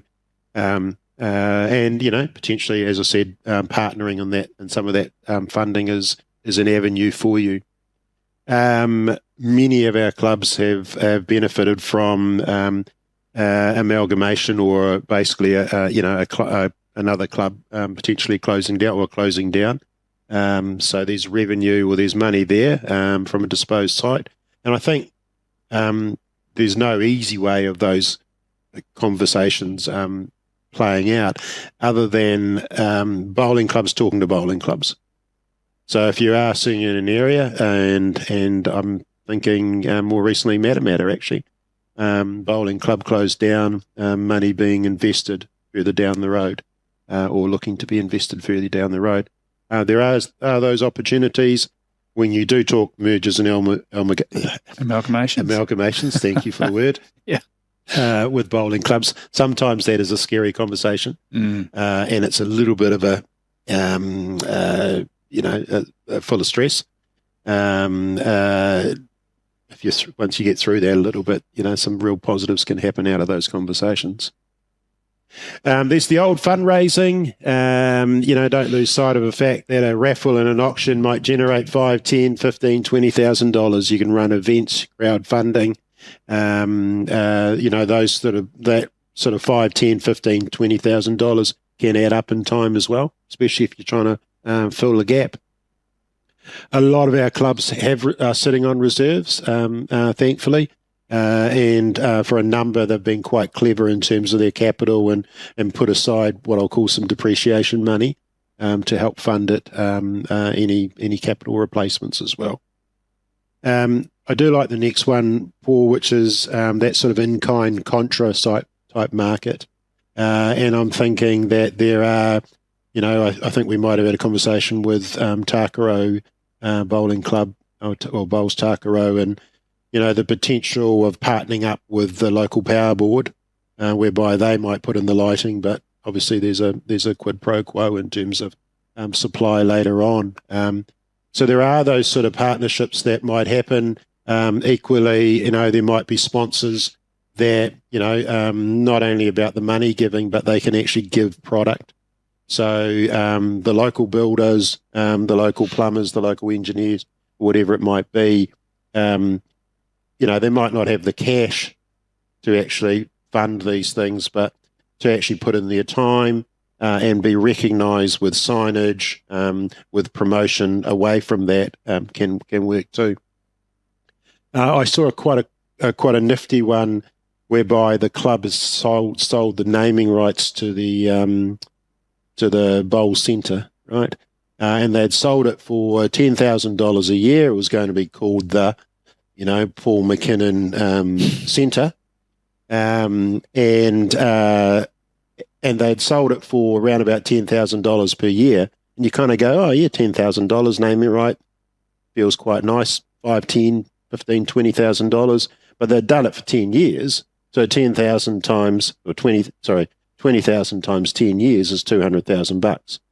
Now, admittedly, it's over a period of time, but that's the sort of flavour to what you might do with sponsorship around capital, is sell a naming rights to the artificial green.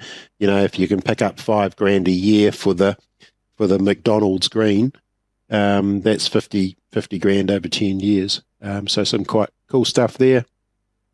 There are clubs that have been sitting on a little bit of land surrounding the bowling club that have sold that land to fund some capital. We're seeing that more and more these days. And the last one I've kind of got on my list there, Paul, is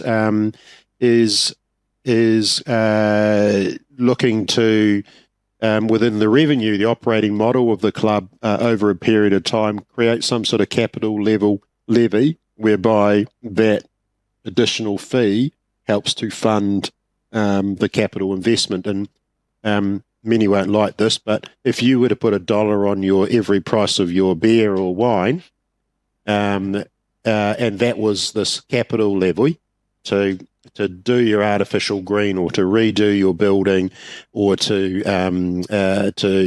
help towards putting a roof over the green, a lot of people can kind of handle that, as opposed to saying to them, look, we each want everyone to put in $500 towards the artificial green, putting a little 50 cent, $1 on a levy on something like that.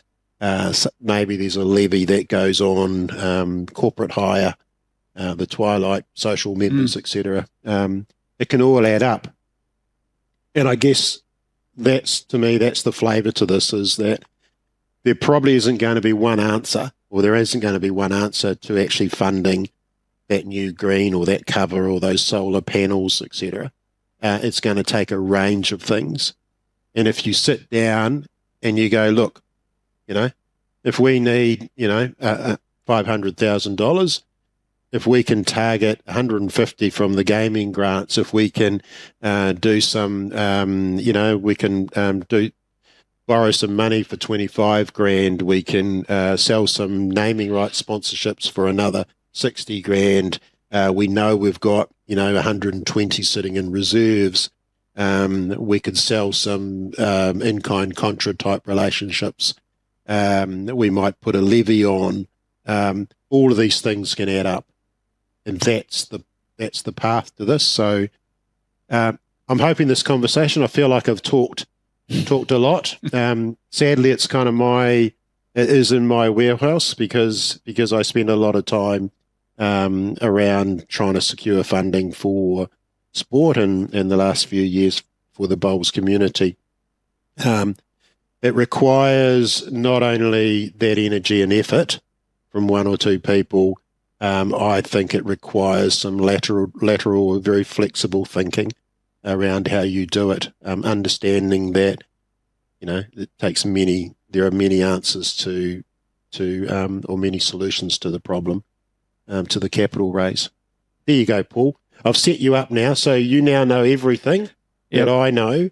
If a club is interested, who wants to talk more, then you're happy for them. You have to say yes to this, by the way. Oh, yeah, 100%. Yep. Just get in touch.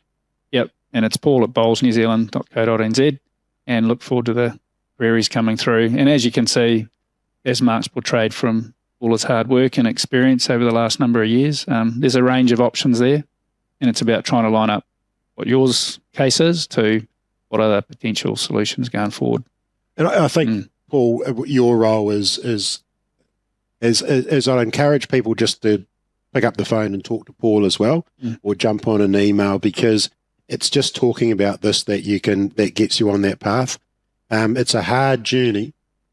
It's a long journey sometimes to raise money. Yep. And if you're talking about it, if you're talking about it with your fellow members, if you're talking about it with Paul, with others around, you might find that they can help you with those solutions too. So if you are looking to raise capital for whatever project it is within your bowling club, we're here to support, and we wish you well on that journey. Yep, definitely. Thanks, Mark. Thanks, everyone. Thank you.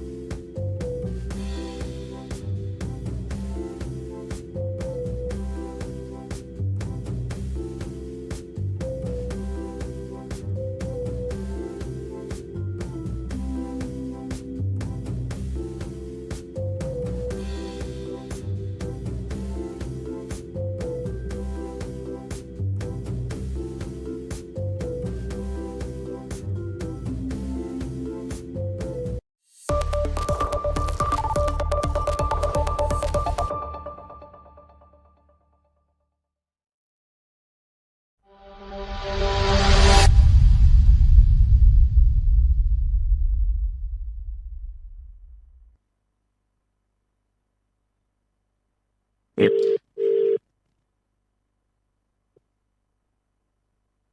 Nigel speaking. Nigel, it's Mark and Alex here from Bowls, New Zealand. Hey, thanks for taking our call. That's all right, mate. We want to have a chat. What's going to happen is probably you and I will talk, and Alex will interject every now and again, just about Hobsonville Bowling Club and I guess bringing in the Twilight Bowls and what it's done for the club. So kind of like maybe if we start with prior to Twilight, etc., and now, how has the club gone? How's it gone forward, numbers wise, revenue? Do you want to give us a bit of a sense for the Hobsonville Bowling Club? Well, mate, it's really easy to sum up there. When I started 6 years ago, so I'm just coming into the 7th year now, we had about 36 members. And I've actually just got emails right now. We're close to hitting, which I'm saying is fantastic, into close to 150 members already. So that's the growth that we've had in 6 years. So proud of what we've built. And I can truly say that the introduction of Twilight and taking it to another level has definitely been the foundation for that growth. Sorry, just to interrupt a little bit, I've just written down, so 2018, around 30 members and now 150.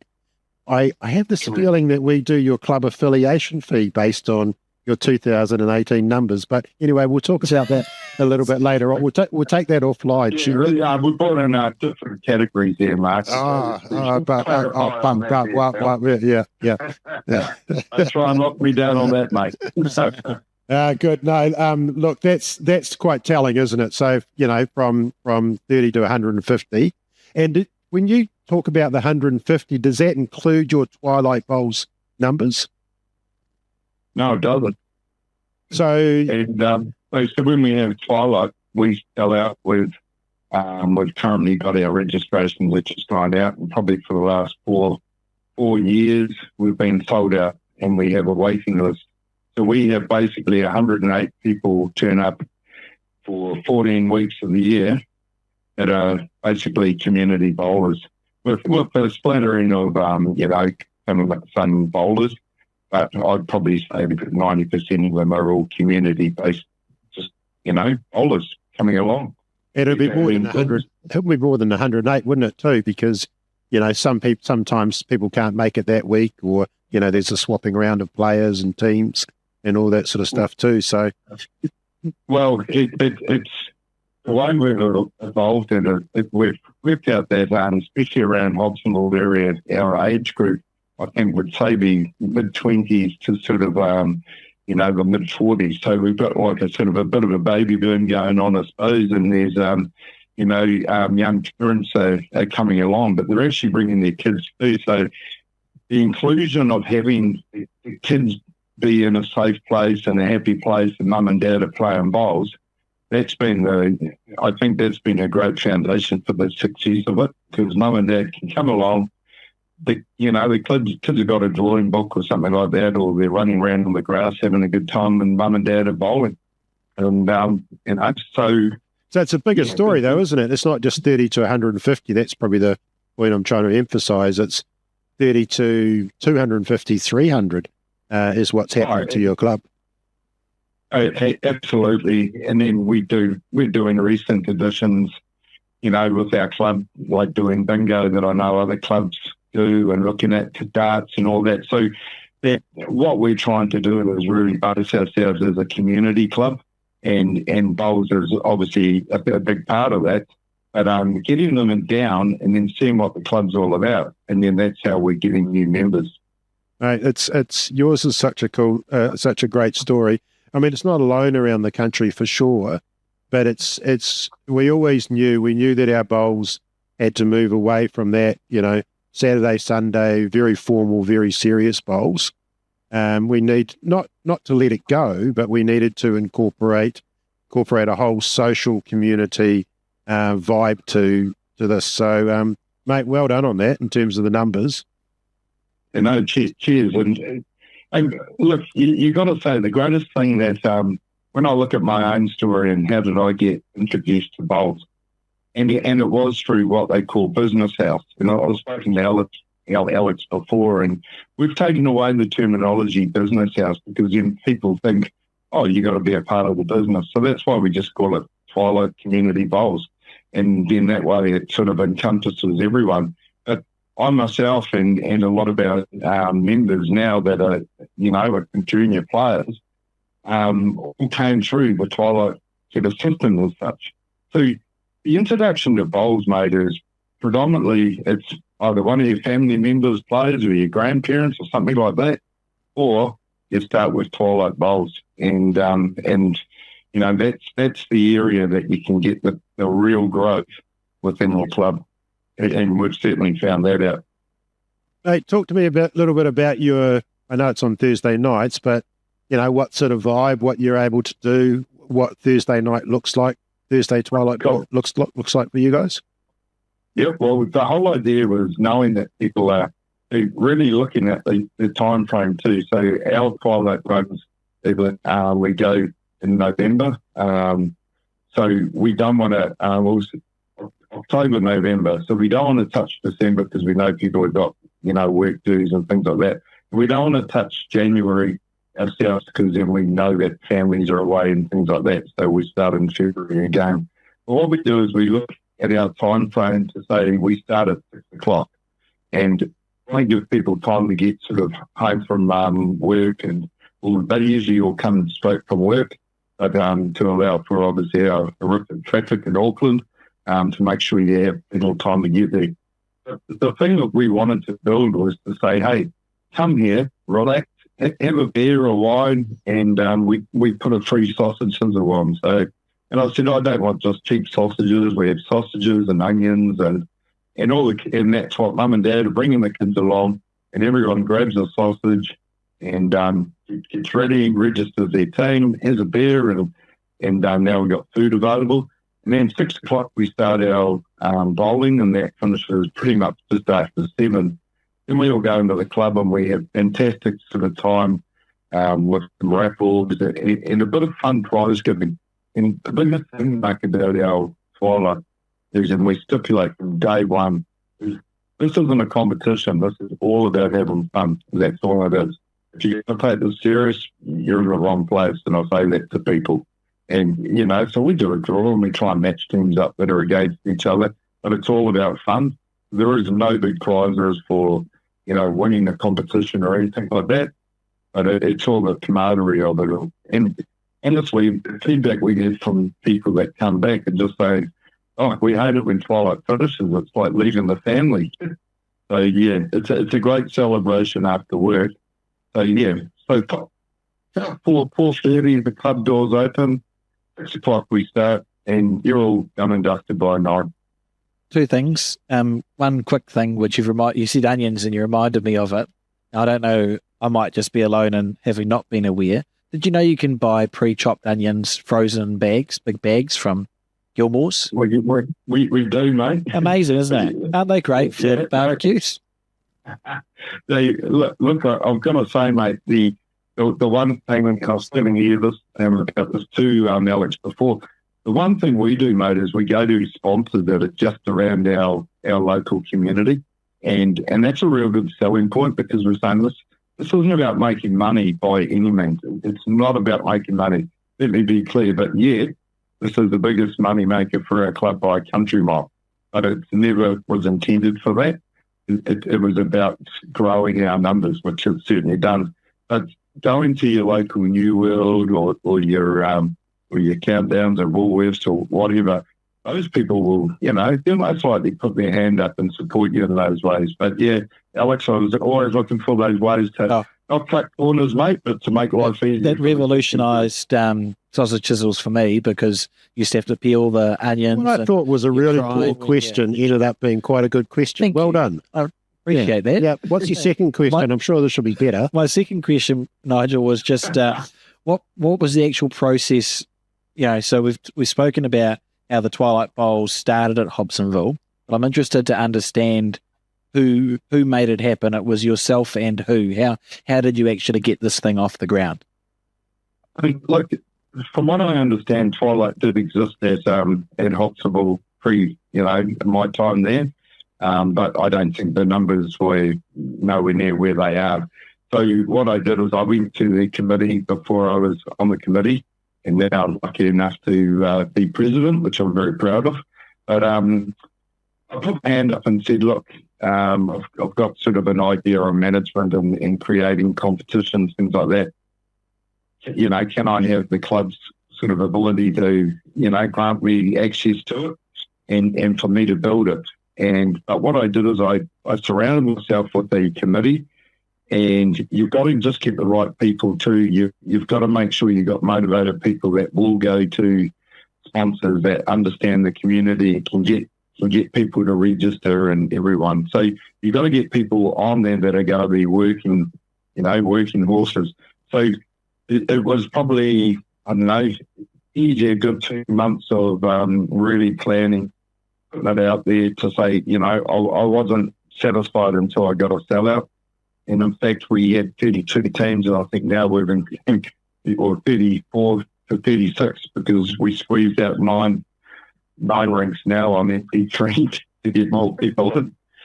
So it is creating a committee to make sure, and then they've got their own roles. So you might have someone doing the kitchen, someone doing registration, someone doing the actual tournament itself.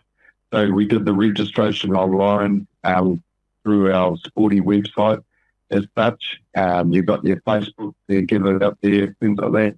When I first started, reached out to New Zealand Bowls, and Bowls NZ were great to, give us sort of packages and resource to help us there. But we did our own flyers and drop them to local shops and businesses. And once we grew it, and they came, well, it's now a staple diet of our club, and people love it. They look forward to it, and which is extended now that we're looking at things like Thank God It's Friday days, which will be community people come down, have a drink, music's playing, play darts, pool, bowls, whatever. Just enjoy yourself at the club. So by getting our Twilight sort of following, and they're the people coming down bingo nights now. They're the people that will be coming to the club now. So, yeah. I think there's a lot to be said for build and they will come, isn't there? Get it.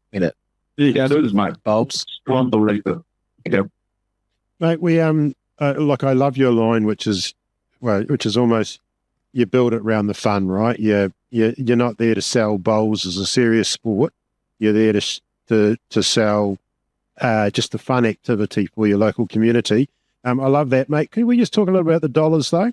So what does it look like? How much do people pay to play Twilight Bowls? And, I'm going to ask the crude question, but what's your bar revenue like on these nights as well? Yeah, look, mate, I can tell you that we make between about probably 30, 40K a year. So it's a massive amount, mate. And what we do is we charge, I think it's around 190 to 200 for a team. Now I think you alluded to this before, Mark. We're pretty relaxed on things. We say a team is of 3 people. It's because it's bowls 3-5. And so it's 3 people, but if you want to swap those players every week or just, and I've got my own team in there, which is a group of non-bowlers.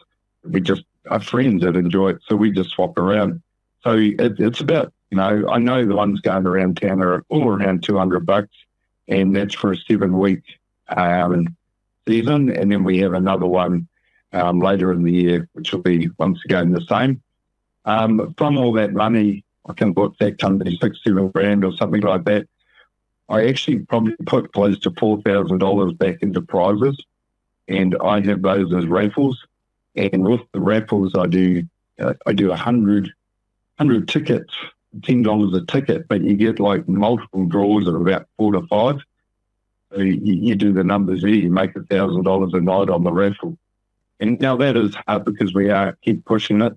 That's what I said. So the money I'm getting, I'm actually investing back into it to say if people are going, wow, they're walking out with an air fryer as a prize or a car cleaning kit or or a bar voucher, at a local cafe or something like that, So investing back into it, and then, we have music on, we've had live bands, things like that. So we're making the entertainment value. But clearly over the bar, I'd say we'd be close to just over $2,000 a night. And now we've had the introduction of food. And we're just talking things like hot chips and toasted sandwiches, things like that. We'd be close to $400 a night on that also. But you'd be $2.5 to $3,000 I've been to your place. I've been to your place on a Thursday night, right? And that sticks in my memory as so the bowls is finished 7:30, whatever it is, but they all go inside the club room, and the club rooms are heaving. I mean, you got I would say probably 130, 150 people in there, and because you do your prizes and everything like that, everyone's staying, right? Everyone's which means your bar's turning over, your food's turning over, everyone's having a great time listening to the music, listening to Nigel do his waffling, his talking, I should say. Mate, it's for me, that's what's special, and what makes a good Twilight is that, and I can't think of a better term than vibe. You've got this thing happening, right? It's not just, I mean, we all turn up to our bowls on Saturday, Sunday.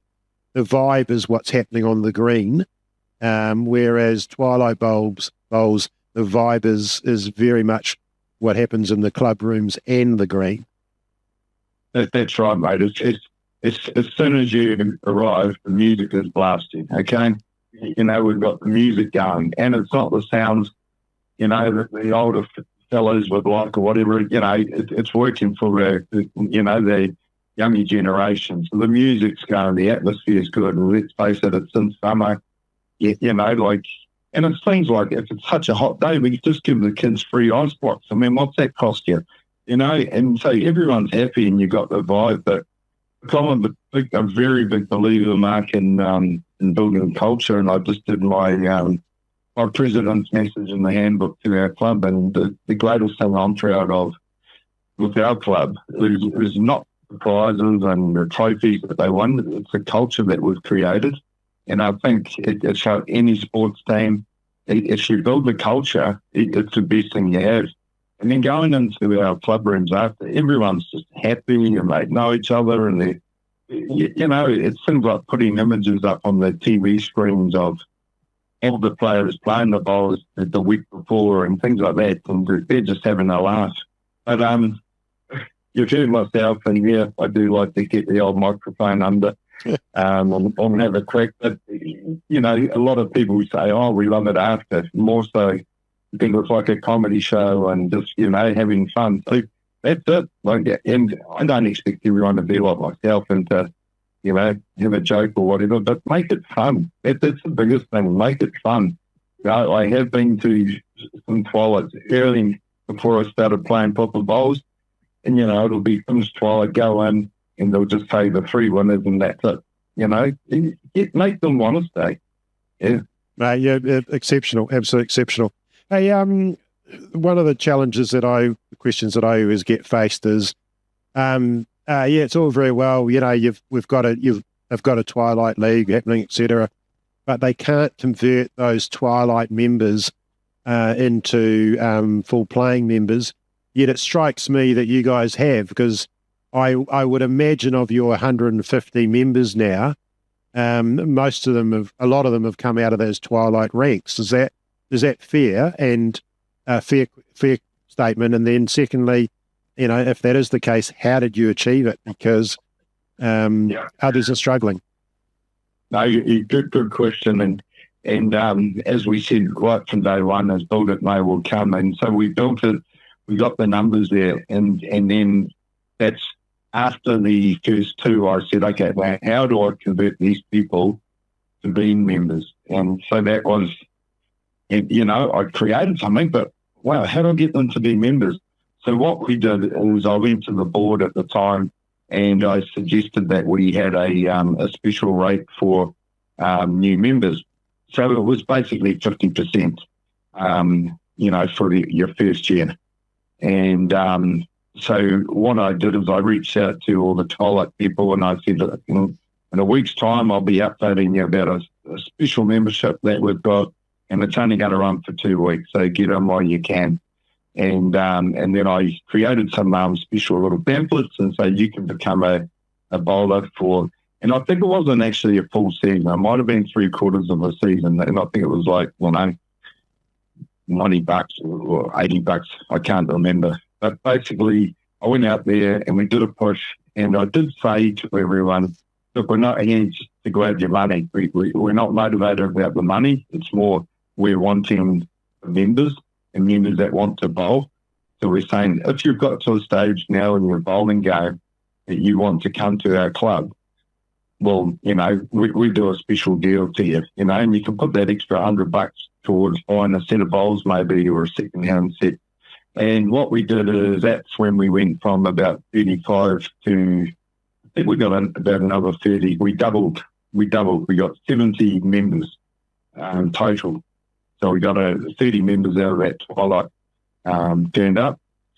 Now, I can tell you, which I'm very proud of, people like Deanne Bromland and people like that, these are people now that are winning junior titles and for North Harbour and for the centre and are really striving for gold. So a lot of those actual bowlers have produced, are now some of our most solid bowlers in Hobsonville and the people that are getting behind it all. So it's fantastic.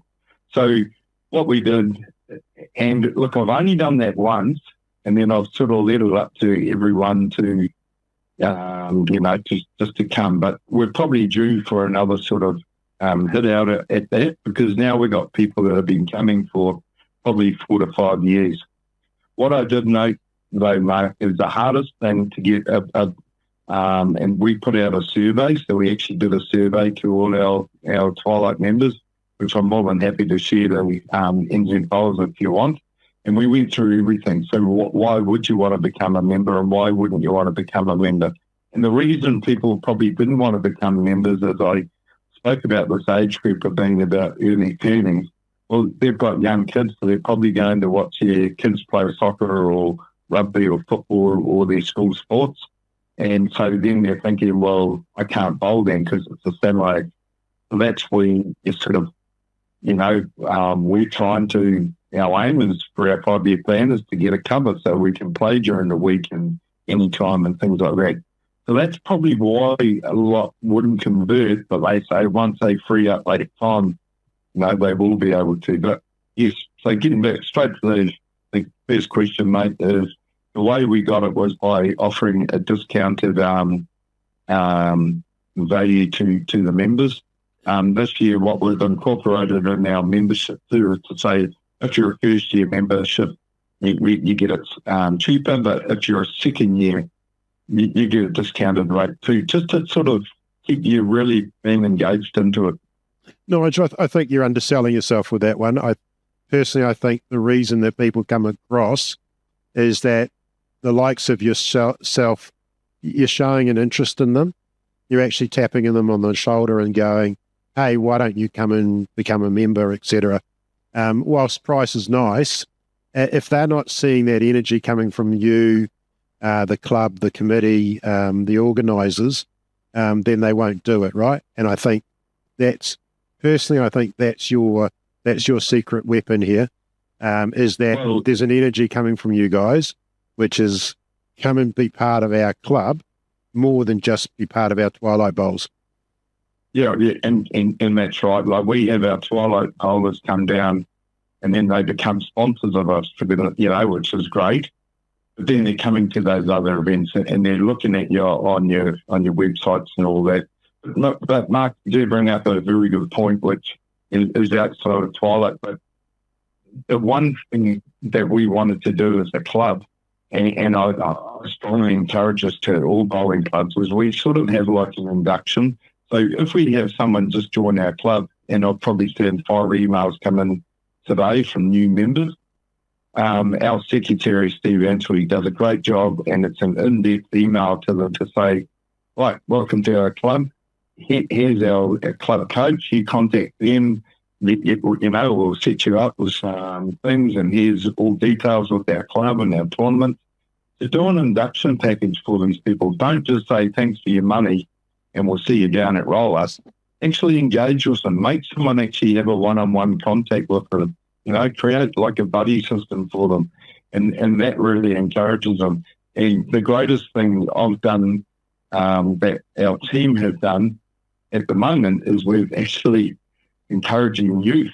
And we've got 4 members right now that are in the teams.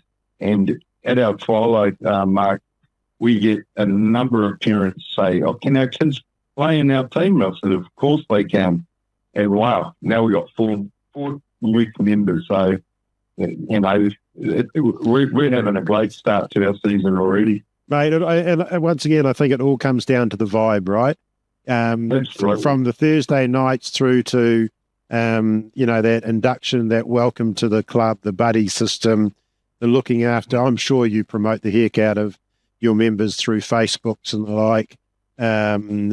You're creating this, I want to be part of this community, part of this club. It's just exceptional what you guys are doing. And you're not alone, but it's just a reminder that the path to success is not how many people are playing in your club championship 4s on Saturday and Sunday.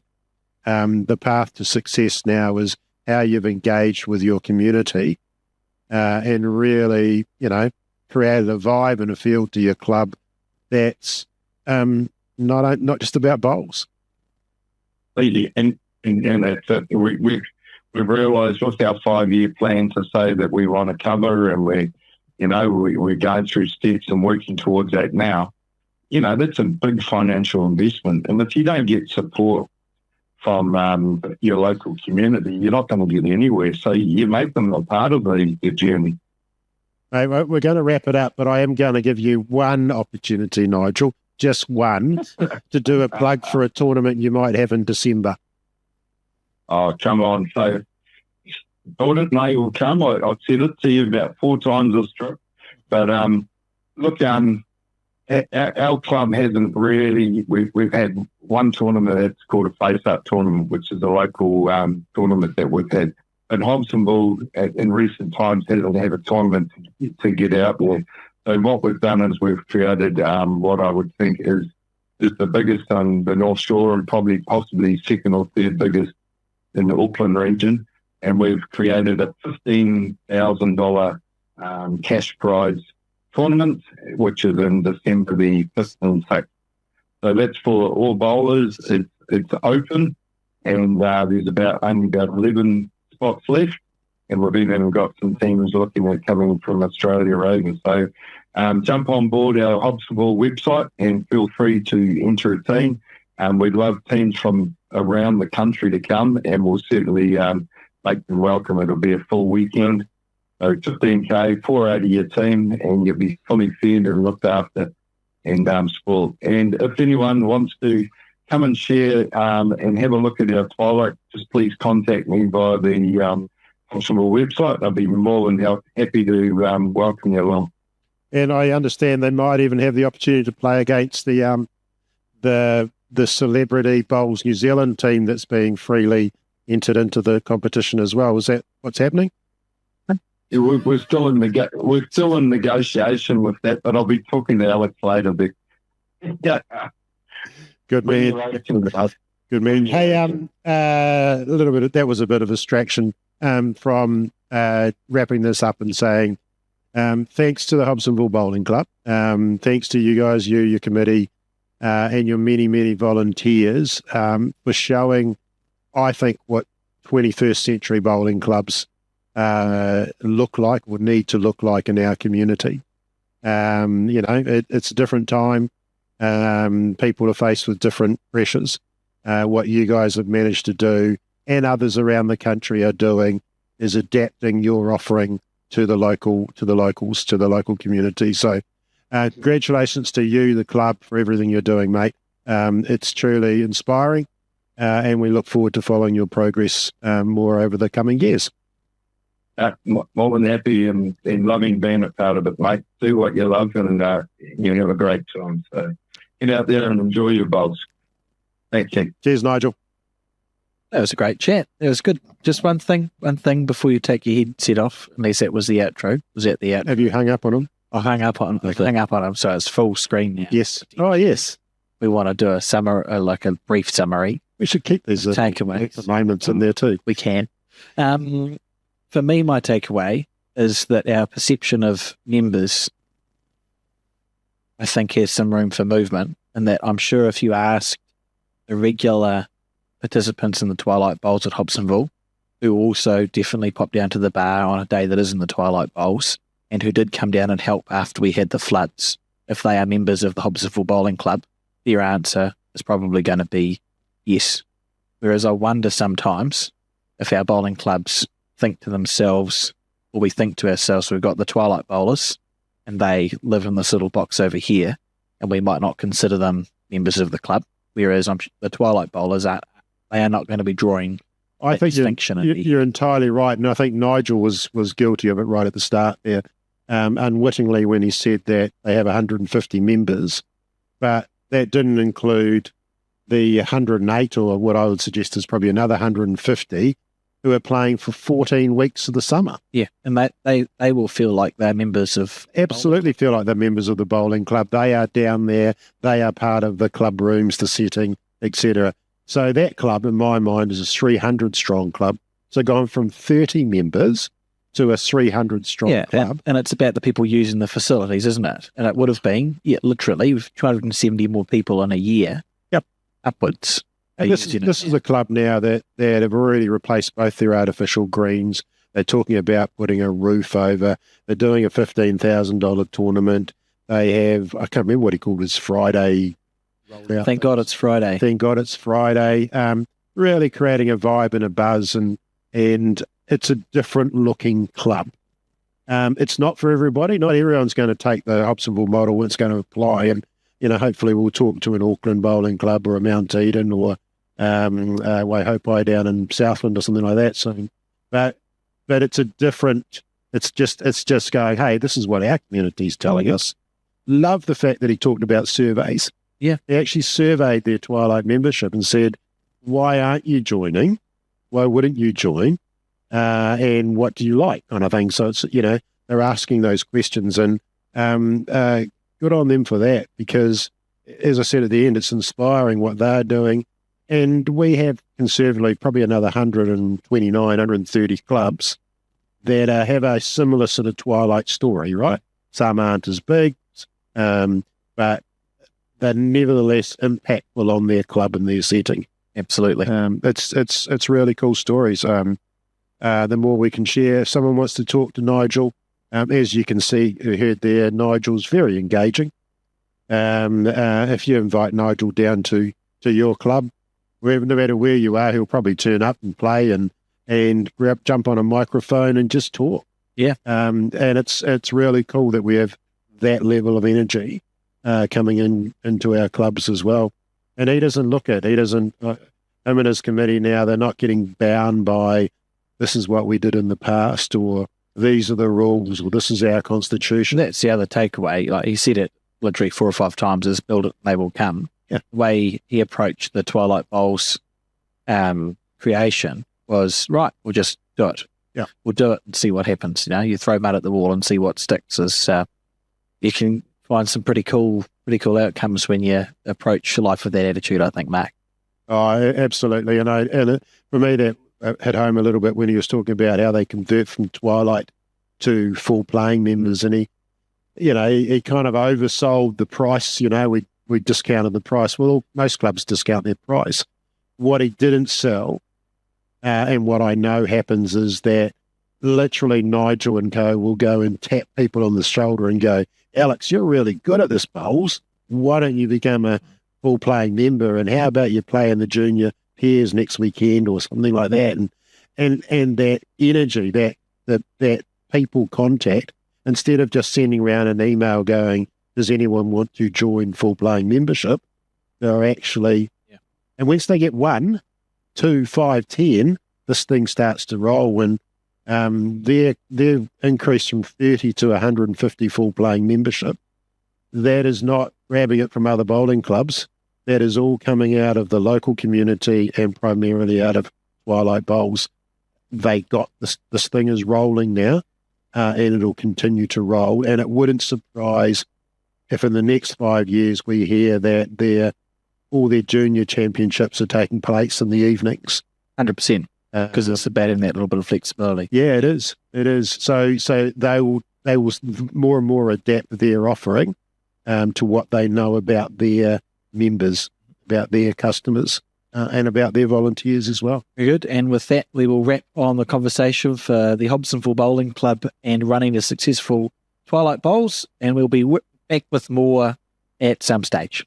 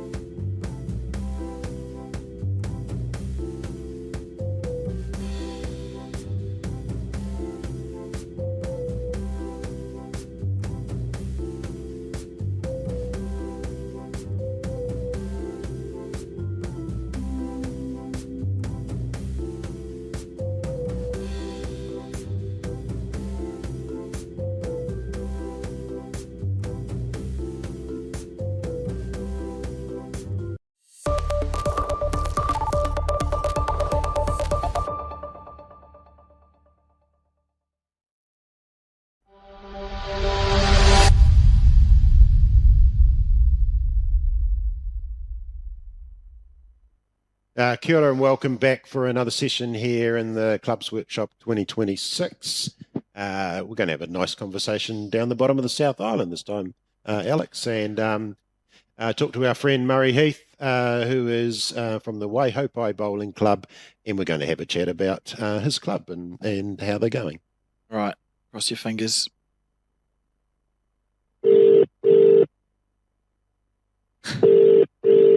Always good news when it rings. Afternoon, Murray speaking. Hello, Murray speaking. It's Alex here from Bowls New Zealand and Mark. Yep, great. And I'm here too, Murray.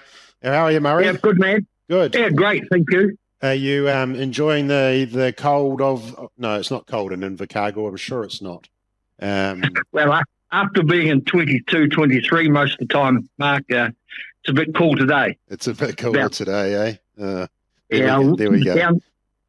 Down to the club this morning, and there's about 10 to 12 there working around the greens and on the greens, and I had to put some extra clothing on.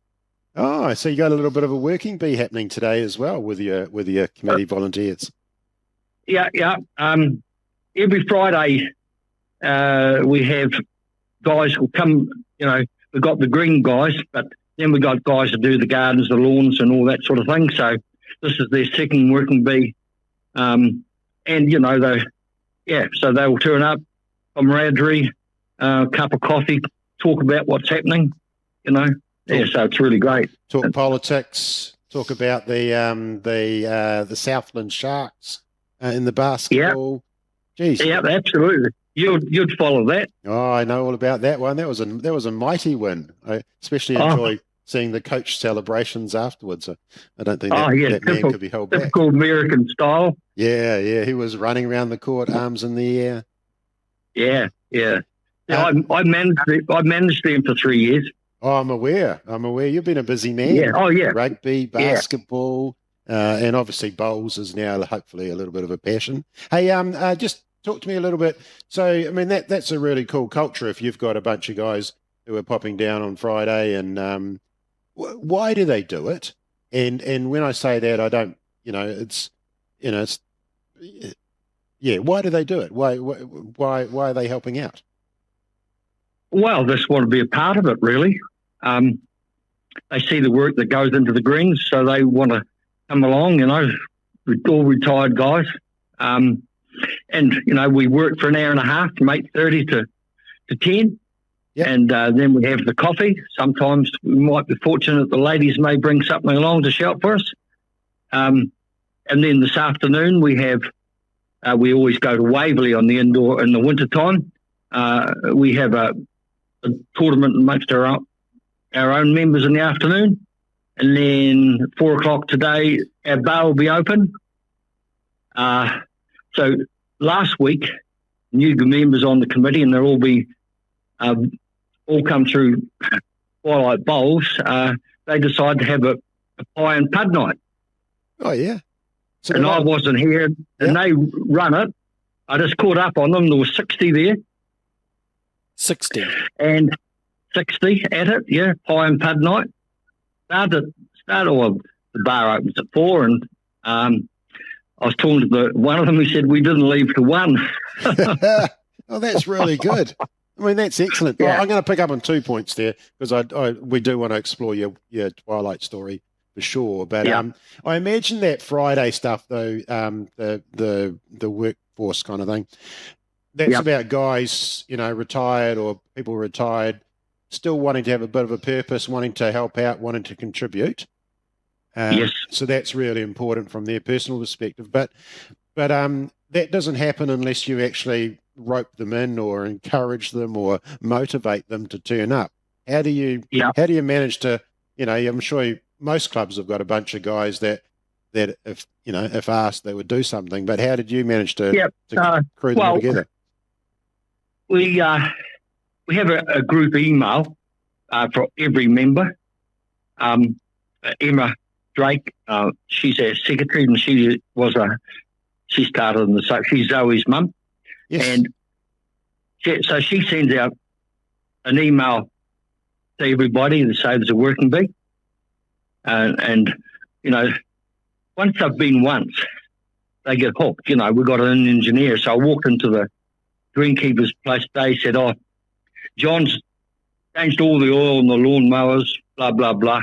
Someone else is in the men's shed. They've taken this down there to do that.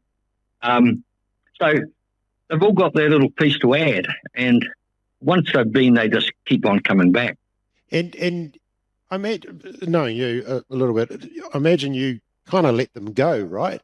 If they've got an energy, and you don't try and over control and micromanage them. Oh, no, not at all. Not at all. You just, you know, they're all old enough to know, and they just get on and do the jobs, what they see. You know, oh, the bins are full, the green bins are full. So, oh, well, I'll ring up and order them and they'll be picked up later today, you know. Someone else will, with some new signs to go up there, surveillance cameras and things that we'd had donated to us, and they haven't gone up. So someone said, oh, I'll just get on and do that, you know. That's great. So, and these aren't necessarily, or they aren't really committee members either, are they? oh, hell no. No, not at all. That's impressive, because too often I visit bowling clubs, or there are bowling clubs where the president's doing everything, or the secretary, whatever it is. Yep. Or Yep. more likely, though, it's the committee that are doing everything. Whereas you've just gone and said, hey, guys, we need a hand. Come on down. And, you know, and as you said, they do a couple hours work and have a good old yak about everything and anybody. Oh, yeah. Yeah. A lot of banter. You know, someone comes from Northland.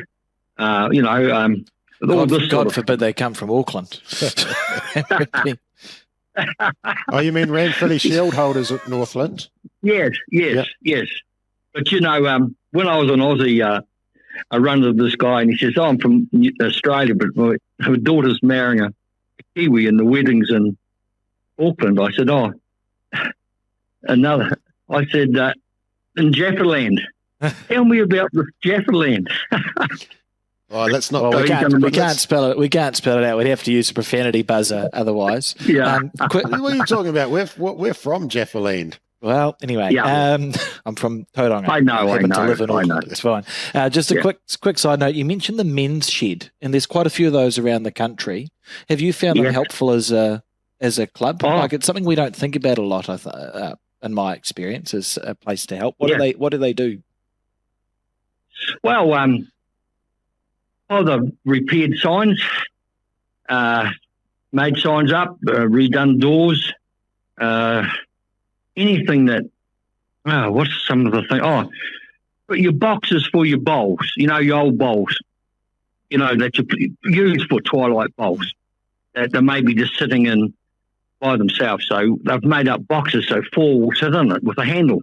Yeah, and they're a national body, the Men's Shed organisation, so it's likely that if you're a club watching this, there will be one of those clubs near you, and they do a great job just with making the little trinkety things to help out.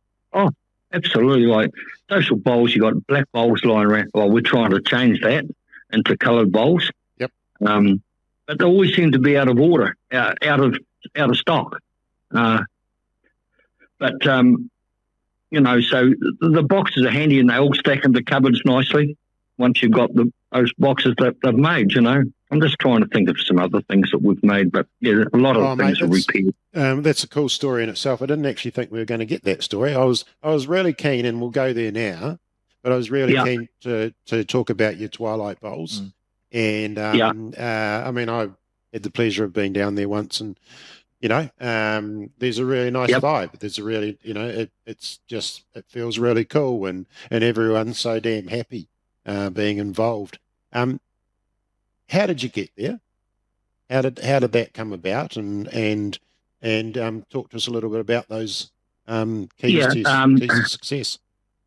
I'd only just become a member a couple of years, or you know, about 5 years ago. And I was the 5th youngest member in the club. Yep. Yeah, and you know my age. Yeah. South of retirement age. Yep. Yeah.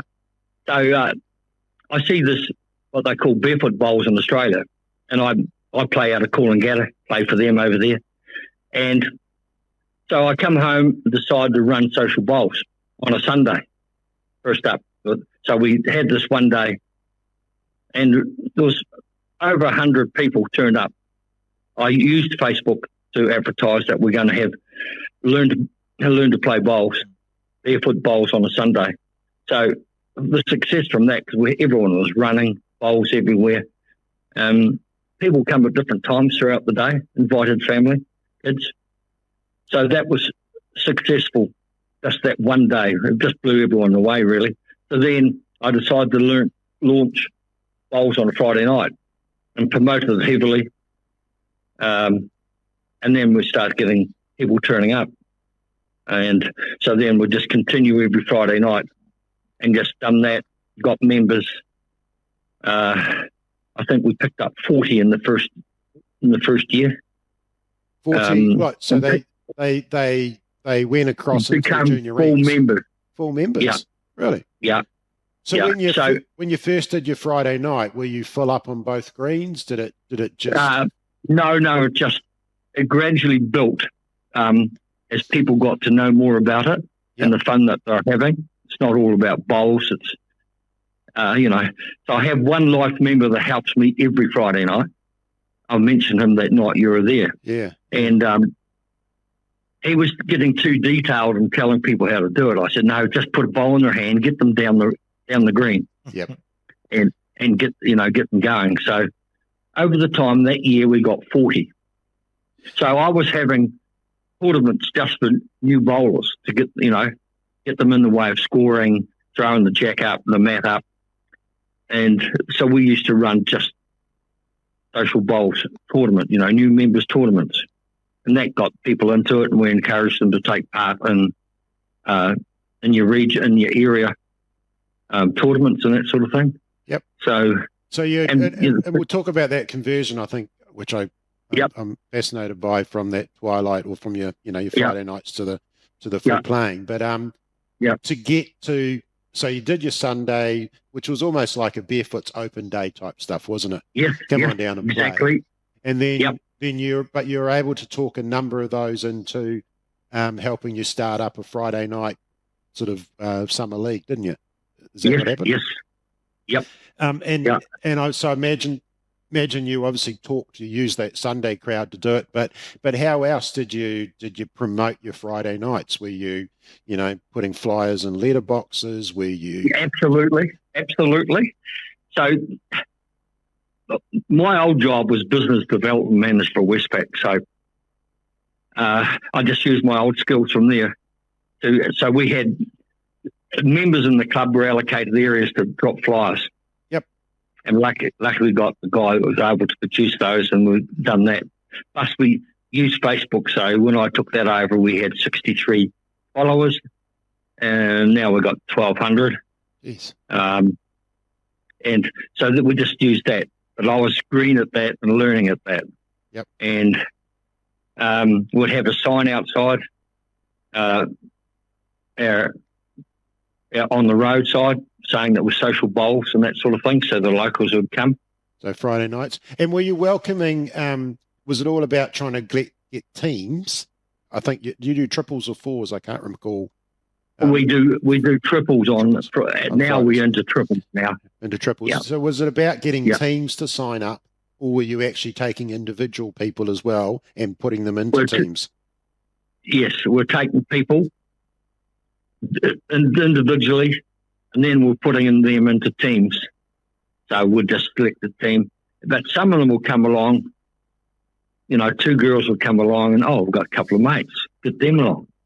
So then all of a sudden, and we're getting the sad stories that they're walking home because they knew they couldn't drive and calling into people's houses and all those sorts of things, like Eden Park after a big test match. Yeah.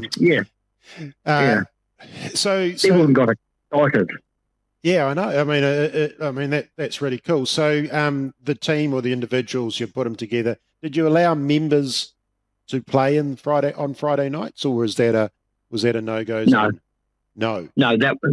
We just had these ones bowling and their own tournament, but we still ring social bowls as well. Those other ones that just walked in randomly on the night.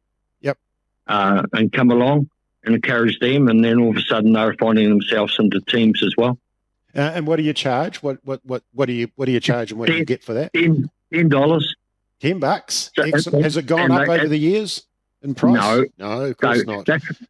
The bar prices the bar prices have though, haven't they, Murray? That's what makes it club. Yeah. Yes, that's what helps the balance sheet.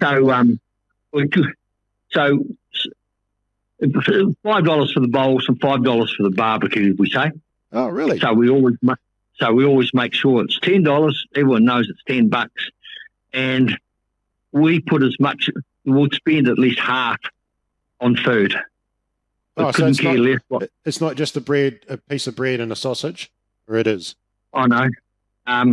Well, this last year, Mark, we had £10 of whitebait donated to us. Ah, there you go.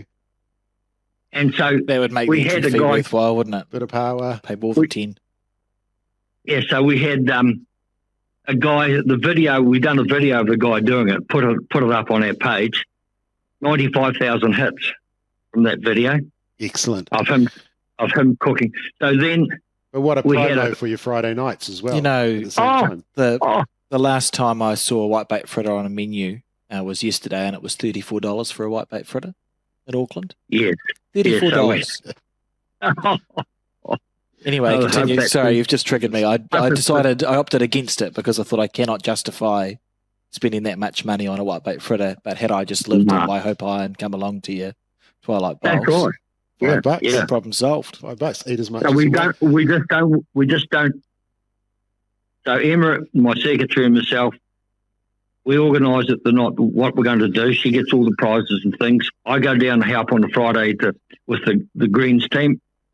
Then after that, I spend my time what we've decided. I'll go and get the bread or the buns, the meat or the cakes, or whatever we're going to have, or the salads. It's not salads and all that sort of thing. We don't have sausages or patties every week. We just keep away from that. Sometimes maybe just mousetraps and different things like cheese rolls. Some cheese rolls down there. Can you? Cheese rolls and pikelets and cream and raspberry jam goes very nice as well. Sounds horrible. Just segueing a little bit, Murray. I've been to. I played the Charity Piers a few times in Southland, and I noticed the first time I went, quite a few of the clubs there didn't have FPOS machines, which was embarrassing for me because I went to buy someone a drink and gave them my card, and I looked at them and they looked at me, and that was the end of that. I understand that Waihopai, you guys have invested in FPOS. Can you talk us through the process behind that, and how's it gone for your club? Yeah, okay. So I battled for 3 months to get FPOS in against all the ones on the committee, and they allowed me to get it on trial for 3 months. I knew I could have got it through Bowls New Zealand connection. They had it at the time with first year free and the next 2 years half price. But no, I was allowed to trial it for 3 months at $93 a month. Ooh. After 3 months, I asked the bar manager at the meeting, and how has our turnover been going since we've introduced FPOS? And she said, well, I'm pleased to tell you, Murray, we've turned over in 3 months more than we turned over the whole year last year. That must have been more than the FPOS machine. It must have been a great bar person there and activity. So they only had 12,000 turnover, and we've done that in 3 months. Oh, mate, that's really cool. Because people are happy to be part of the money, aren't they? Like at those events. But don't forget, to get there, I had to get Chorus in to put the internet in. Yes. Oh. Of course, that's free, right? Yeah. And the clubs need to know that Chorus will come in and do that. That's free. Yep. And you got internet in. Then, it's dearer than the landline. Well, the landline still goes and it's cheaper. Yep.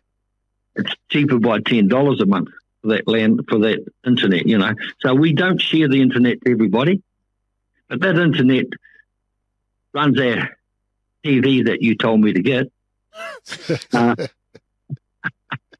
And plus, it also Suggested.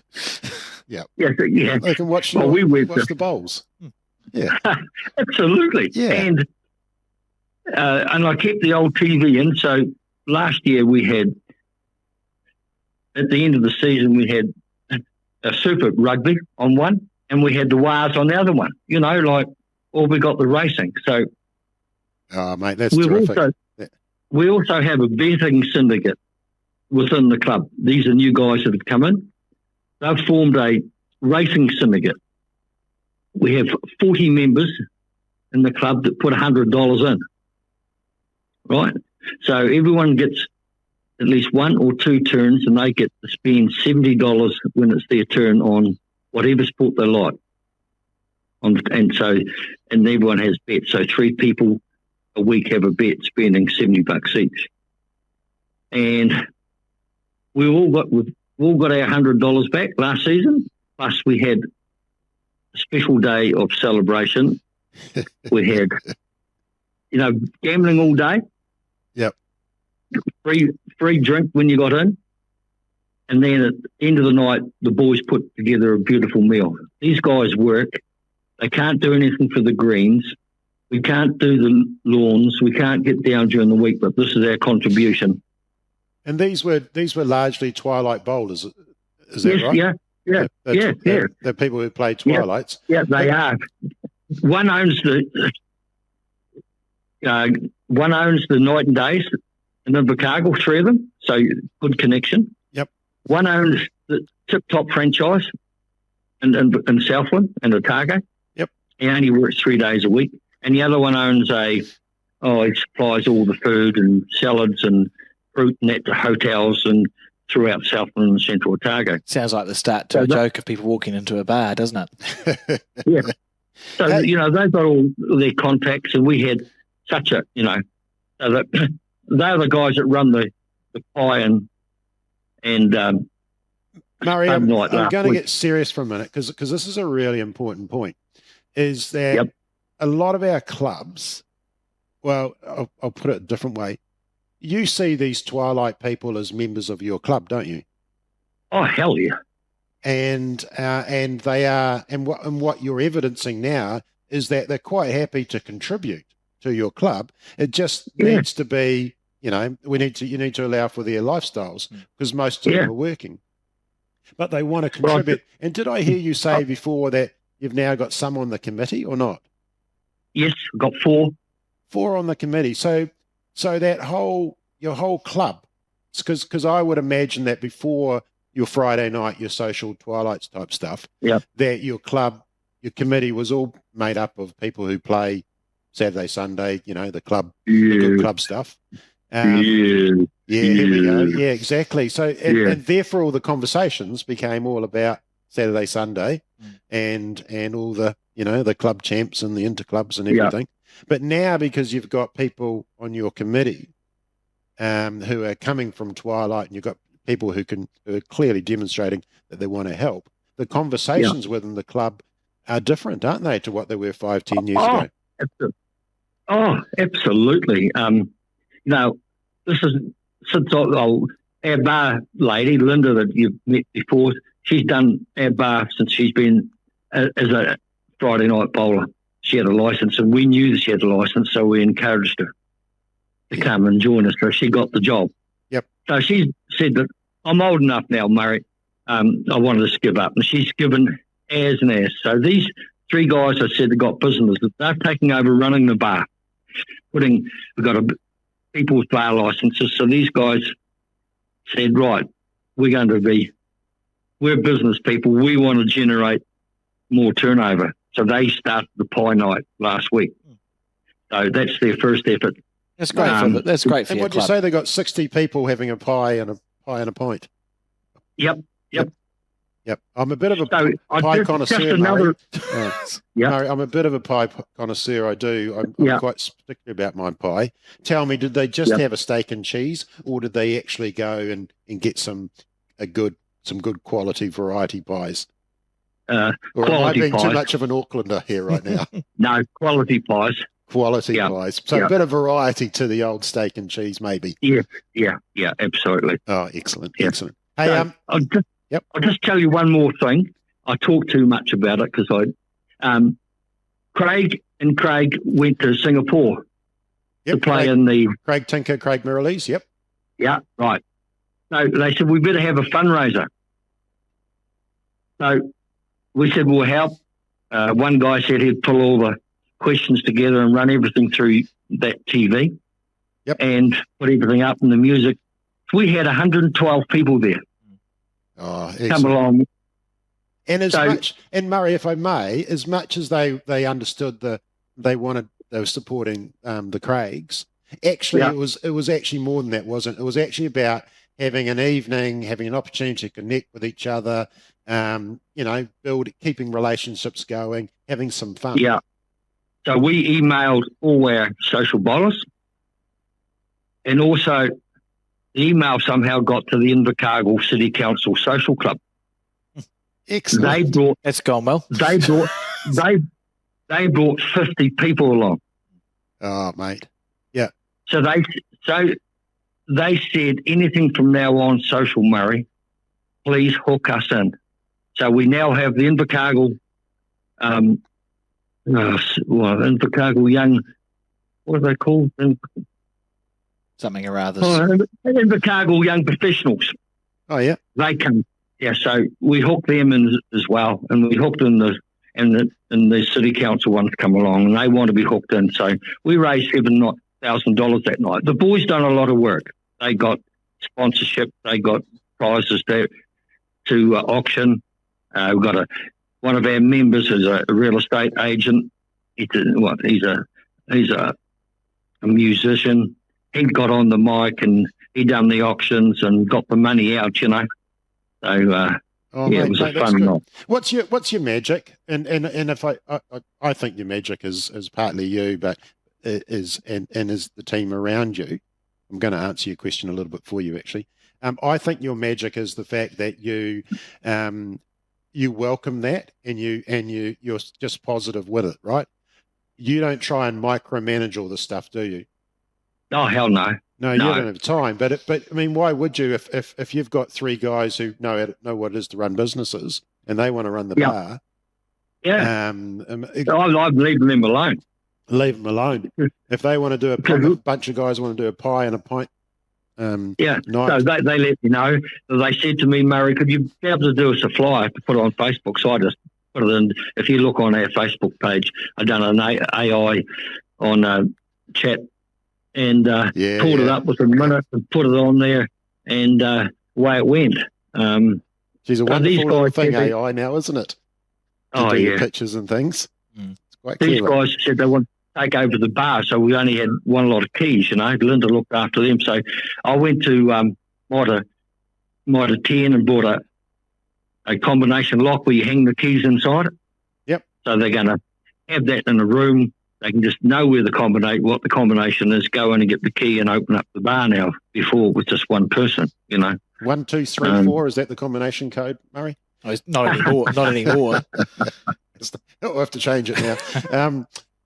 Mate. I'm so pleased with the story because what you're sharing now is and what you've seen is that that embracing of the social bowler. It's not just about taking their money on the Friday night. Oh, no.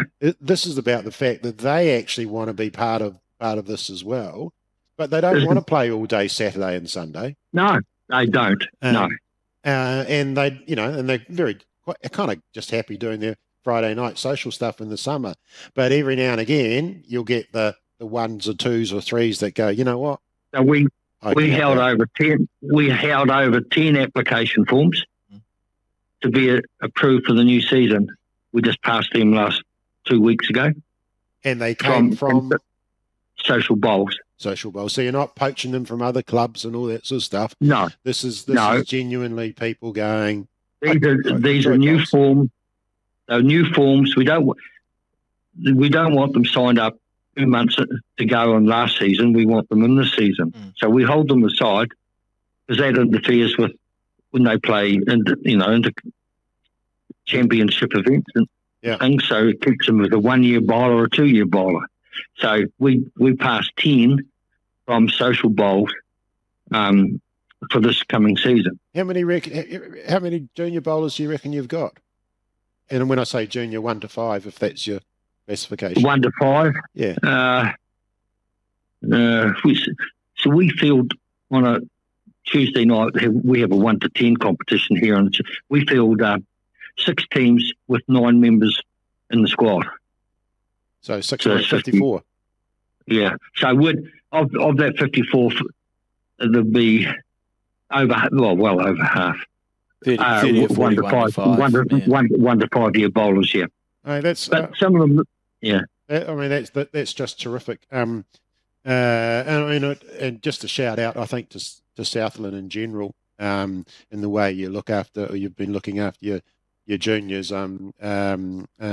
Sadly, R.I.P. Brownie, but you guys down there, and Brownie in this case, just embrace that junior thing, and what you're getting though is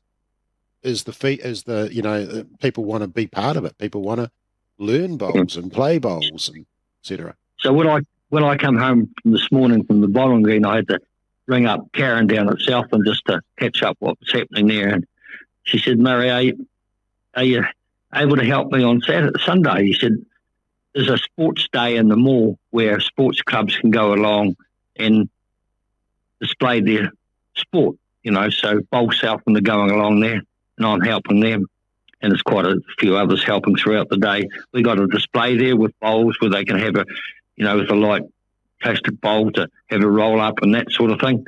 On Sunday all day, trying to promote bowls at this community event, which is put on by Sports Southland. Yeah. Oh, and in the middle of winter as well. You're doing this too, mate. Hats off. Anything for the future for you guys? Any? Yeah. Well, this morning I woke up and I looked at my emails, and there's an email from a guy. He's 3-year member. Well, I'll just open it up here. He's sent me this email to say, "Murray, I'll get you to try this. I've always talked about when our secretary took over, and she's a 5-year bowler now. So she had everything was on paper, right? So this guy makes websites and what have you, and he said, 'Hi Heathy, looks like you're living the dream. No pressure. I've built an app, and to get the administrator access, please follow these steps.' So I've got to follow these steps and then select it. So he's made an app that our club members will be able to go and see what's on each day. Mate, that's cool, eh? That's cool. Murray, we're gonna wrap it up because we're already 15 minutes over time. Sorry, but no, it's not your fault. But it's good because it's interesting. I talk too much. No, you don't. No, you should. Honestly, what you're talking about is gold. If clubs are interested, I know you guys would be happy to chat to them as well.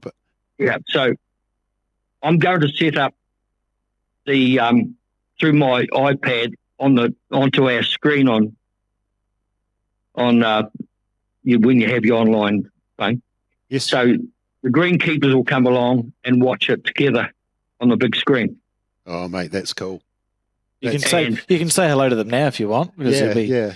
Can you pretend as though we're doing this live with you as well? So maybe if you could just shoot out the back when we're doing this interview with you, I think that'd be good. the live thing fell apart when your shirt changes 3 times, Mark. I think that okay. might throw that one out the door. Well, it's partially live anyway. Hey, Murray. I'm sorry to hold you up. No, you're not holding us up. That's what I keep saying to you, mate. This is gold. I have been down there in absolute admiration. Not only you, there's other clubs in your area too that are doing some really cool things. And most of them have got FPOS now, though. That's good news. That's a good KPI for bowling clubs. Look, really appreciate what you guys have done. The story you tell around integrating, including your Twilight, your social bowler, as part of your club committee workforce, etc., I think is inspirational because We took them it's on a the bus future. trip. You took We them took them on a bus trip. Yes. We took them to Hokanui Bowling Club on a bus trip at the end of the season. That was a good one. Brilliant. Was that the Friday nighters? Yeah. Mate, they would have had a good. Was it a Saturday or did you go on a Friday night? A Friday night. What time did you get? No, Into sorry, it was, through to sorry, it was a Saturday. Sunday. It was a Sunday. Oh, okay. People, yeah, it was a Sunday. Yeah. No, it was a great day. Oh, I'm sure it A was. few sick days on the Monday, I suspect. Yes, they did. Yeah, right. Yeah, it was Friday night wasn't going to be long enough. Brilliant. Hey, hats off to you guys, mate. Really appreciate the talk and you take care, eh? Yeah, will do. Thank you. Cheers, Thanks mate. for your time. Okay, right, bye.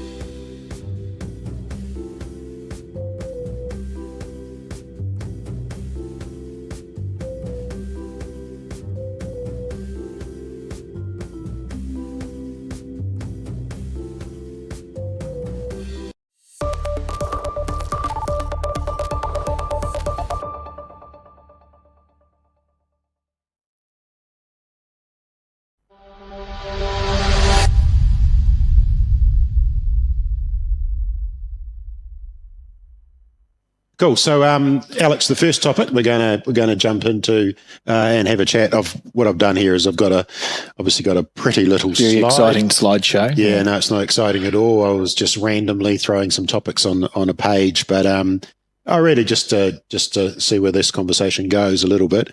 The first one I want to talk about is that development of the or the importance of the social membership within a bowling club, and we've already heard from Murray and Nigel from one's a city, well, Invercargill's a city, I suppose, but from the bottom of the south to careful, Mark, to the top of the north, between a couple of different clubs. Yeah. And what we're seeing though, and I love the Murray conversation, whereby actually that social membership is not just about generating some bar taking on Friday night or Thursday night. It's actually about them being on the committee. It's actually about them being part of the volunteer workforce. It is so cool to see that happening and to see, therefore, the club thriving. And if I may, I know you want to jump into this topic, but if I may, it's that translation that they're already seeing and Hobsonville have experienced too, from just playing the Thursday, Friday nights to actually becoming juniors, playing in some club championships, playing in a few events, etc.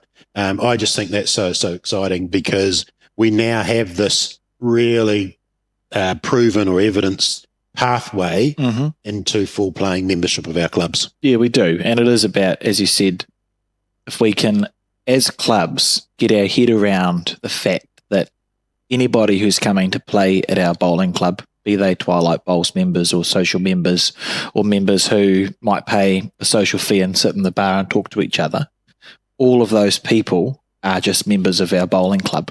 If we can get our head around that, from there a lot of stuff flows. Like Murray, it was great example.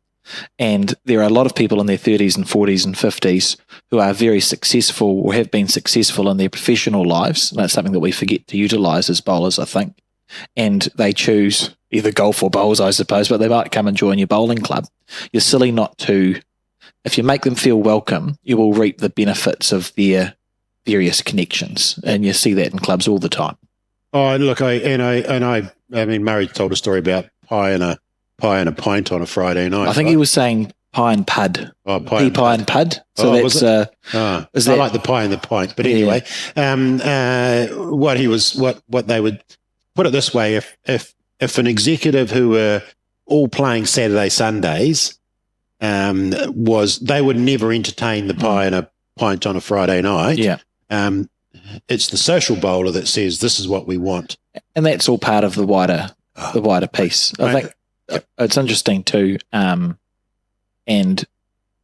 we've beaten the topic to death in the last 6 years, but it's something that I've seen more since the affiliation fee model was changed, and that it allows for clubs, because they are charged a lump sum, it allows for clubs to be more comfortable, I think, and having those members be sort of in the club. Does that make sense? Yeah, it does. I think certainly that door has been open for that style of membership to be embraced, for sure.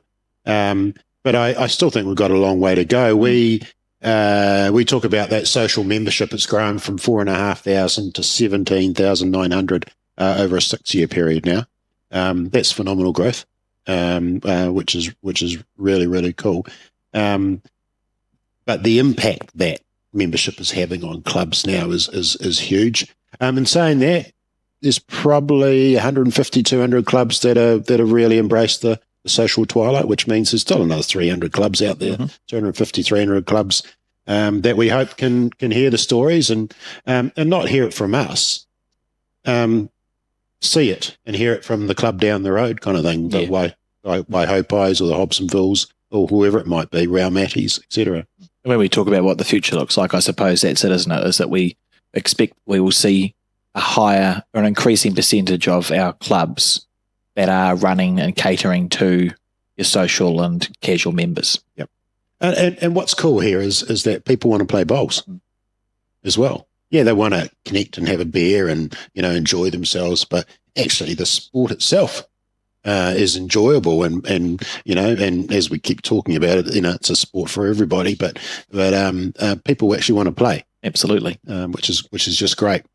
And I guess feeding off that is that if you've got social bowlers, then they don't want to play all day Saturday. They don't even want to play 2.5 hour games. Mm-hmm. They want to play that shorter, sharper format, whereby they get a little bit of a bit of a hit from their bowls, but they're not looking for the longer. And I think that's driving change, and that's going to drive our future as well, is that as those people move into our playing ranks too. Yeah, because their grounding in bowls is going to have come from starting at a Twilight Bowls league. So what feels natural to people in 10 or 15 years' time, a natural starting place will have been 5 or 7 end games of bowls in the afternoon. Yep. And if we link this across, and we'll talk a little bit about broadcast later on, but if we link into the broadcast space, and if we want to attract a non-bowls audience to watch bowls, the reality is it needs to be 5 end, 7 end type product. Yep. We see it with cricket, with T20, we see it with a number of sports, the sevens or whatever it might be, is everyone's looking for that. Everyone is keener to watch that short, sharp product than the long form. Sorry, I don't mean everybody. I mean those who aren't followers of that sport. So the bowls people, absolutely, we need to make sure we carry on broadcasting and promoting, long format. Yeah. The 18 ends, the 15 ends, the first to 21, etc. But for the non-bowls person or the casual bowls person, it needs to be short and sharp. And it's the same as Test cricket or any of your other long-form games, curling. I cannot see a future that doesn't involve or include that form of the game, but it doesn't mean that there can't be a whole lot of other stuff. Curling's now it's called the Rock League, and they've signed a 5-year deal with their Canadian broadcast partner. Yep. And it's based around, they've flown people in from all around the world to be countries. They have country franchises, and they shrunk their game down to shorter. I think it's 5-end games. Yeah. That can exist alongside your traditional curling in the same way that our short, sharp TV product can exist happily alongside the longer form of the game. Yeah, and we've seen it most recently with the Commonwealth Games. That's obviously a shortened product. But the World Championship next year in England, that should remain in that long format. Absolutely. And we should broadcast and promote and be happy with that as well. With the shorter, sharp format, though, Alex, in my view, and we're already starting to see it, is that there'll be this demand for faster paced games. Mm-hmm. So we can't have on TV people who are non-bowls watchers, and they are watching someone stand around and try and determine what shot to play. Yeah. Or they are having to watch, God forbid, they're having to watch the delivery of the jack because they're kind of like, well, what's the point? Now, we bowlers see a point to it, but they don't. And even the walking up and down the greens, etc. That faster format has to come into place. Yeah, it's going to be interesting to see. If I stare into my crystal ball, I do think if we're looking to the future too, that faster gameplay, it'll also bleed into our traditional game. You see it in Australia already. Even in the traditional game, if it's all square on the last end, they're quite happy for the lead to have a go at beating the jack in the ditch, which is a shot that came from their BPL 10, 15 years ago. Yeah. It's all going to have an impact on how we play bowls, which is quite exciting. And it's similar. I know there's another cricket analogy there, but the way Test cricket is played surely has been impacted in the last 20 years by its short format. Well, Test cricket's one of those ones is just simply now is there is a minimum overs per day. So they're really, and you find if you don't achieve that, so they're trying to speed up play, speed up. Certainly interesting to think about where it may go. Jack spotting, placing the jack, having a fixed mat as well potentially. The 30-second shot clock that we saw at the Commonwealth Games, I think, very quickly, not only in some of that TV product, and the sport, but it'll get into the sport as well. Yeah. I can see a lot of our Twilight social bowls. If it's not already there, there'll be no delivery of the jack. Yeah, that's fair to say. And I think another one of the ones we'll see in 20 years' time in our traditional game, I'd be very surprised if I deliver the jack incorrectly. I'd be very surprised if my opposition gets a chance to deliver it. I would expect to see that that'll be one of the changes we have in our sport. You mean in the traditional format? Yeah. Looking forward. I'm way in the future, but that surely is something that's going to happen as a consequence. The gender side of things, that's a interesting topic. I feel like if raising that 10, 20 years ago was a more difficult conversation than it is now. We talk about our national mixed pairs being our biggest competition now, and it's come from nothing. In terms of 3 or 4 years ago, it didn't exist. I'm trying to think of the right words. Open gender, is that how you'd describe? Just an open tournament. Open tournament. Yeah. That will in the coming years, that will feed into centres and clubs whereby those old honours boards that have a men's champion, singles champion, and a women's champion. It won't be. It's already starting to happen with some of our clubs where it's just an open singles title. Yeah, I would expect, at the risk of causing an uproar, at some stage in the future, we will be the minority format of the game will be a split gender. I would expect that at some stage we will have a nationals that is open singles, open pairs, open fours, and maybe a triples in there somewhere. And it's all just, if you're a member of bowls, you play, and it could be 4 men together, 4 women together, or a mixture of anything. It'll just be an open space. And the at some stage, to use a business term though, that the market will decide that. Yeah. So if we will lead the conversation a little bit by saying, well, we're now going to run an open pairs nationals, which I guess is what the mixed pairs is almost. Well, it's not quite, but it is. But we're going to run that, and if there's demand, that's great. And if demand falls off from the individual or the gender specific nationals, then that tells the story. Yeah. That's where our future's It'll going. be interesting to see. I mean, it makes sense as a logical next step based on the fact that around about now there wouldn't be a lot of bowlers. It'd be interesting to see the percentages. So we amalgamated in 1997.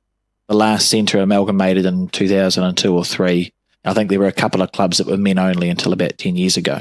So we're actually in a space where a lot of bowlers' entire career has been with an amalgamated club centre and national body, and they play alongside the opposite gender at all their various things. People joining the sport will expect and be surprised, I think, that it is split down gender lines. Yeah. So it will become, as time goes on, next 10 years, 20 years, it will become the expectation, I would think, that it is all just mixed up. Yep. And it's not us saying, yeah, this is going to happen. Oh, it's literally. It will evolve, and you think about how quickly it's evolved in the last 5 to 10 years, not only in terms of gender, but in terms of the social bowls, connections, etc. Well, that change in that market, so much change has been happening. On that point, Twilight Bowls, I don't know of one that's run down gender lines, and we've just spent quite a while talking about how that's a big bunch of people who are going to come through to our sport, and their experience of our sport is based on their start at Twilight Bowls. They're just going to expect it all to be mixed up. Yep. Let me correct you. I don't like correcting you, Alex, but that's you said okay. Those social bowlers are going to come to I'm our sorry. sport. Yes, I've fallen in our sport. I've fallen into the trap that I've been railing against, Yep. and that is the attitude that we have to try and sort of it's all together. Get ahead of. Yep. I agree with it's you. all one membership. Here's a one for the one that I'm absolutely sure is going to happen. And that is that we are going to, a bit like, the analogy here is temp and bowling, we are going to have clubs, especially those with a covered green or artificials, who are going to have a booking system whereby Joe Public, casual bowlers, can just book a rink. And they'll book their rink from 10 till 12 or whatever it might be. Thank you very much. They'll do it all online through an app or the web. And they'll be able to come down, pay their $20 and grab a set of bowls and a jack and a mat, and away they go. And It'll happen. It'll happen real quick. Yeah. For us as clubs. I can always remember heading down to Queenstown Bowling Club, and they have a little area, or they used to have a little area where you could just go and FPOS your... Yeah, they still do. Well, they did as of last year. Yep. And grab your bowls and go and play bowls. That ability online, that booking a lane or booking a rink in our case, will happen. And if there are clubs out there that are thinking about it, then we, Bowls New Zealand, would love to support you on that journey, because it's another revenue stream for our club. It's another way of getting people to play bowls and be active as well. And it's going to come hand in hand, as we've spoken about, like as we look forward to the future, and there's going to be more and more Twilight events and casual participants. They are going to go, I played Twilight Bowls. I'll Google, I'm in Masterton. Yep. I've enjoyed my Twilight Bowls wherever I'm living. I'll Google the Masterton Bowling Club and see how much it costs me to book a rink. And it'll be a natural way that people are thinking of consuming the sport. Yep. So it will just happen, as you say. And that'll be so Australia do, some of the Australian clubs do an exceptional job, good job with barefoot bowls. Yeah. You just turn up, you play your bowls, thank you. You're on rink number 7, here's your bowls, away you go, have your beer and your wine. That'll be our barefoot bowls evolution is, because right now, if you are Joe Public, as you said, you're in Masterton and you want to play some bowls, good luck. It's incredibly difficult just to be a casual person playing bowls. And I'm not picking on Masterton there. Well, yeah, I mean, on Bowls New Zealand. What it requires in New Zealand at the moment is you probably have to drive to the bowling club. You'll call them. The phone's not going to get picked up. The email might be out of date. You probably have to actually go to the bowling club, and then you get a good experience. Find the greenkeeper or find the person that's having a bit of a practice and say, would you mind? So I think that's a really cool one, and we would encourage clubs, if they are interested in that we'd be very happy to support that initiative, especially in terms of the IT, the digital apps side of things as well. Next on the list, we're starting to see it now, and that is your phone's going off, is it? It's fine. Okay. That is club managers. So, Yes. And paid club managers. And I probably used the wrong word there, but managers not so much, but paid staff to replace the volunteer role. We've had that for quite some time in terms of, a number of clubs are paying their greenkeeper instead of relying on a volunteer. I'm seeing more and more clubs now that, the club members don't want to do the bar, so they're paying a bar manager to come in and run the bar for the evening whilst they can enjoy being on the other side of the bar. That is now starting to evolve. I think we've got about 25, 30 clubs that have got proper full-time or full-time equivalent paid managers. As we get busier and busier, as your Waihopais and your Hobsonvilles, start to exhaust some of that volunteer base, paid roles will come in. And we know looking forward to that as the Twilight Bowls offerings of our clubs increase, so too will their turnover, so too will be the amount of money that they have available to them to easily fund or more easily fund full-time staff. And so it circles up, because if you employ your full-time staff, they have the time to create more opportunities for more people to come into your bowling club, so on and so forth. It just takes care of itself once you get it started. It's difficult though, because you as a club you go and pay someone to be your manager, and then everyone goes, oh, that's good, I don't have to volunteer anymore. So there's a transition, there's a almost like a reset on the bowling club and how that relationship works in terms of workforce and volunteer workforce and paid. I suppose it is a brave thing to do as well. Like if you're on the committee that's making that decision, it's a big step that you're making for your club to commit to hiring paid staff. I'm sure there are people. If a club was thinking about it, who's the best person to Bowl New Zealand to talk to, Mark? If a club is considering making that step into to seeing what it's like for paid staff, yeah, you can have a chat to anyone. We always like to offer Martin Mackenzie's services up. Does everything. But or just a good connection and a guy who knows a number of clubs and where they've gone. But equally, whether it's me or Chris or you or Colin or whoever it might be, Tash, I think we've all got a bit of a feel for that one.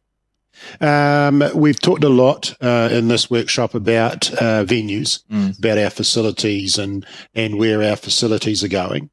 The horse is bolting in terms of carpet and artificial greens. I, for one, and I'm sure there's a whole lot of people as well, let's try and retain our grass greens as long as we can. I can see those grass greens, though, becoming more for the serious bowler, for the elite bowler, and that's where we run our national competitions and events. But if you're the social bowler or the social bowling club, then the artificial greens is almost a necessity nowadays to get that. We keep using the words all year round, but actually it's all day and all week round usage. So artificial greens. I'm sure you would like to retain naturals as well. Yeah, I mean, New Zealand have the nicest natural bowling green surfaces in the world, in my humble opinion, when they go good. But if we are looking to the future, it's a scientific fact that you can't deny that climate change is happening, right? And I can think of in the last 2 years, I feel like we've had 5 or 6 1 in 100 year. When does it become just a yearly weather event? Like severe weather events in both islands.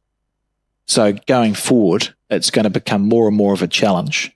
And maybe what the future looks like for natural greens is that the parklands grass is going to catch on, and our natural greens in New Zealand will segue from Cotula through to something else. Yep. And I think that's absolutely part of this conversation is that what Barney and Parklands showed us is another type of green, a grass green, more hardy, more durable.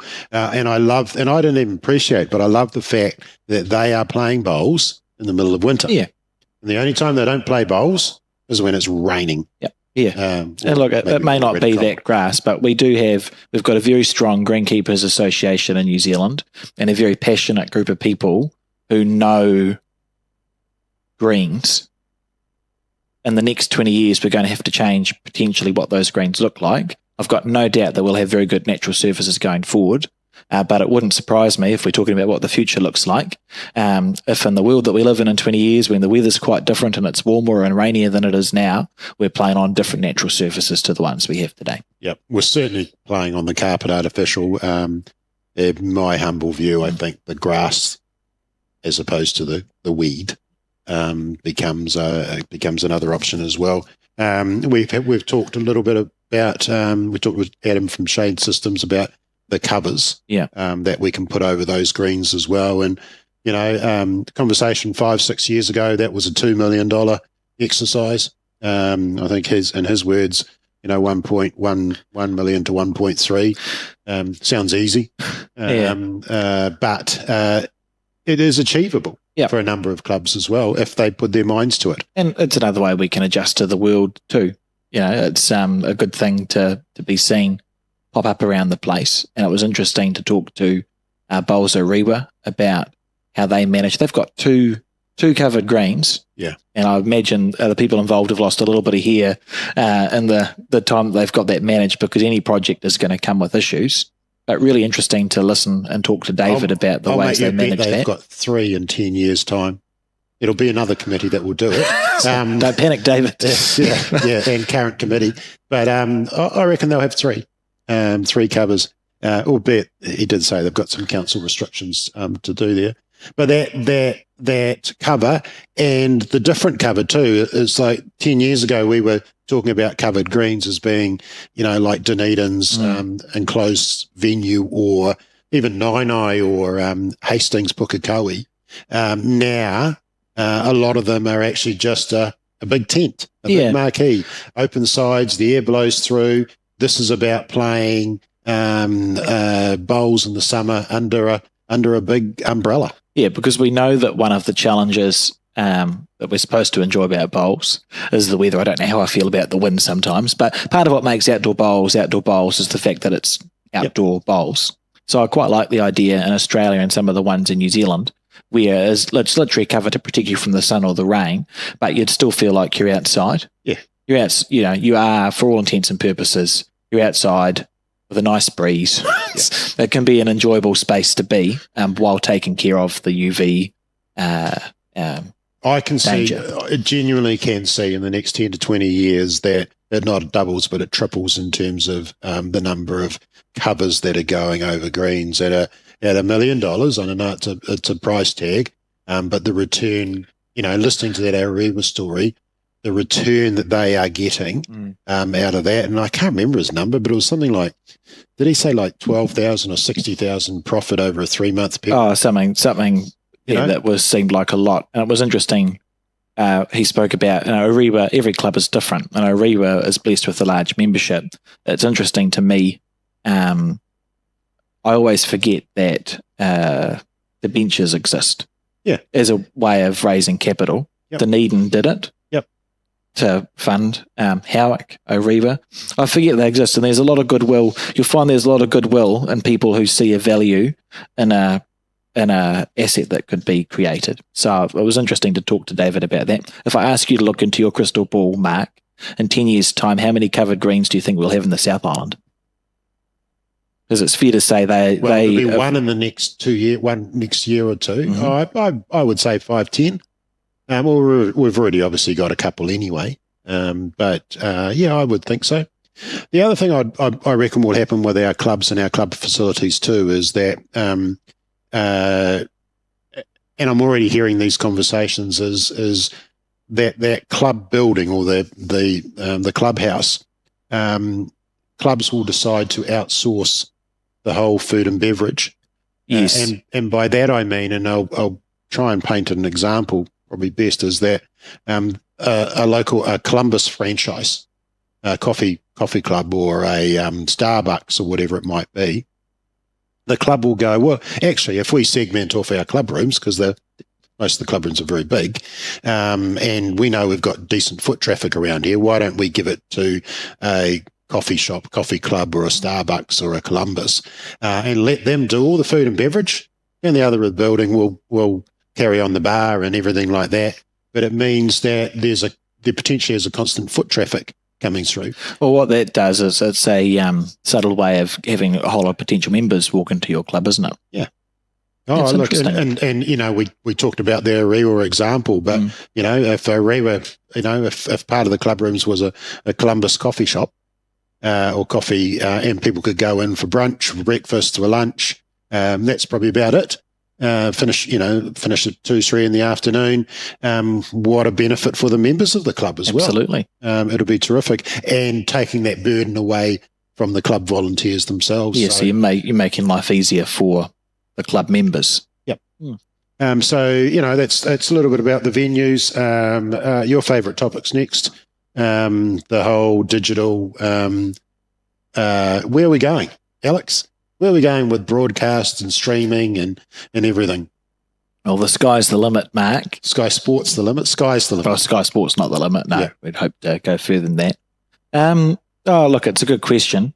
I think of the member nations, I'm quite proud of what we do at Bowls New Zealand with the broadcast product that we have, because we haven't snuck ourselves. We've been on Sky Sport for a few years now, which you couldn't have convinced me 10 years ago that we would have that much broadcast on Sky Sport. But from a technology point of view, it's amazing how quickly it's developing with what can be created in a short amount of time.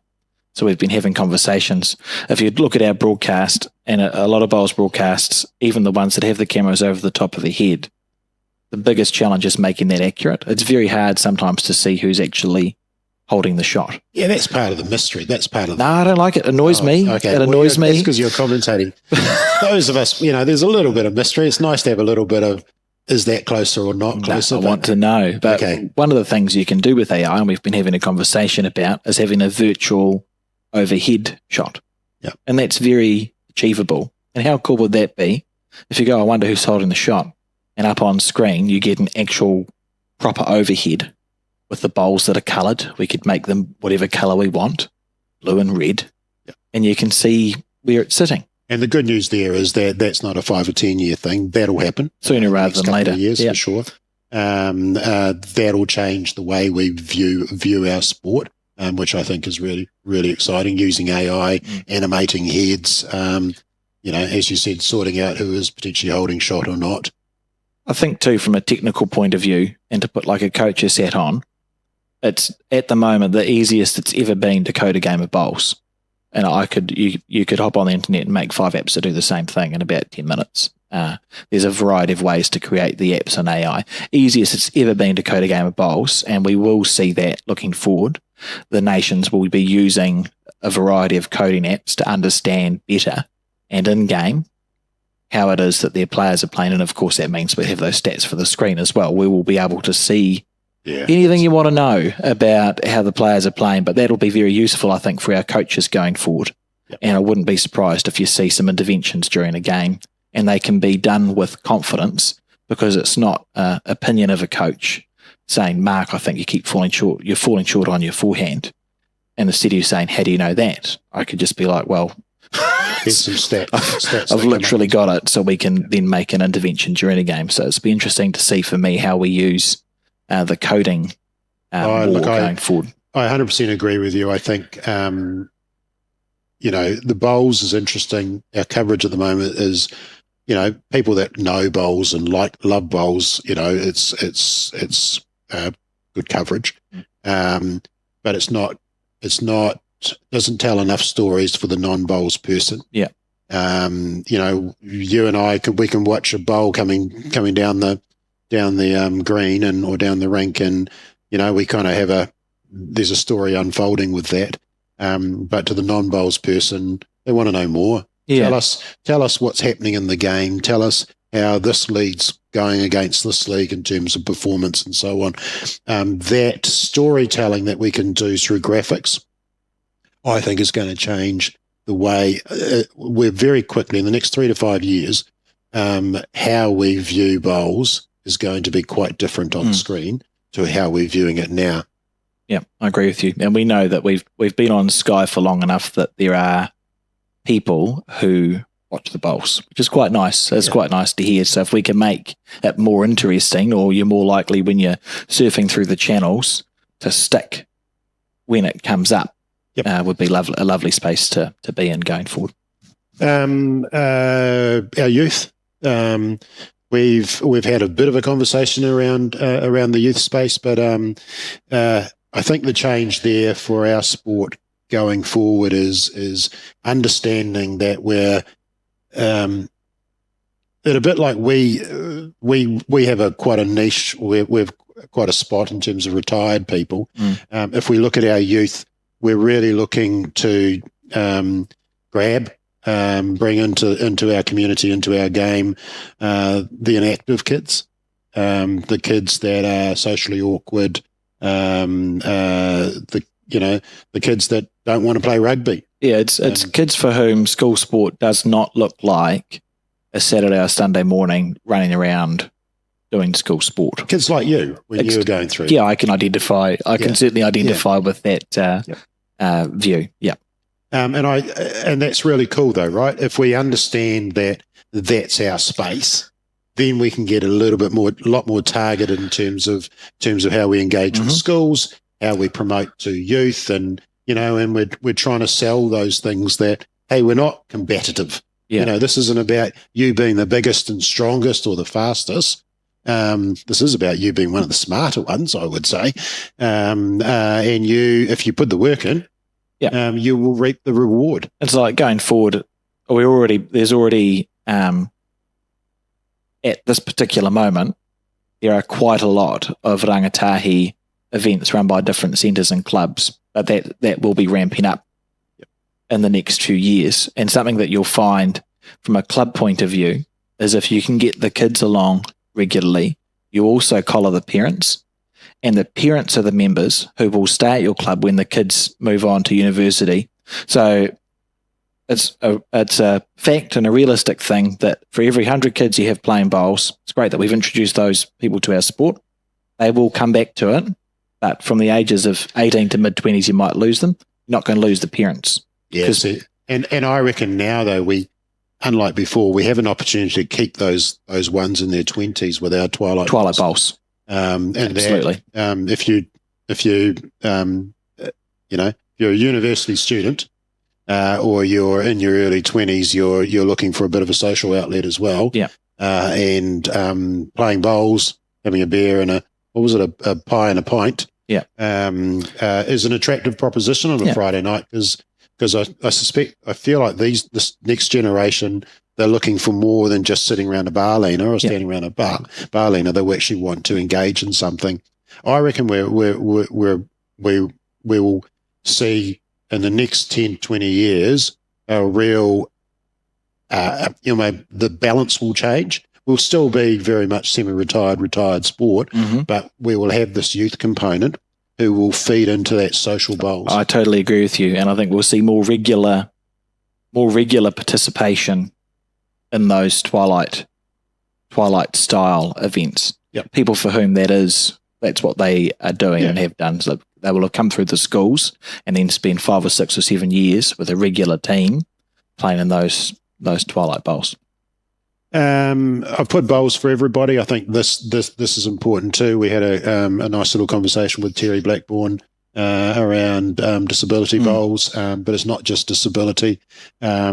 It's about, doesn't matter who you are. Every sport says it, and we say it quite a lot as well. But sport for everybody, being very inclusive.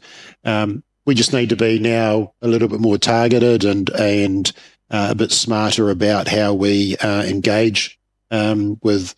I don't know. I was thinking the other day about new migrants. More and more people are coming into this country and looking for that place that they can connect into their community, and they don't want to connect into their rugby club or their cricket club, etc. But the bowls environment, and potential. Bowls we need to understand them, right? Too.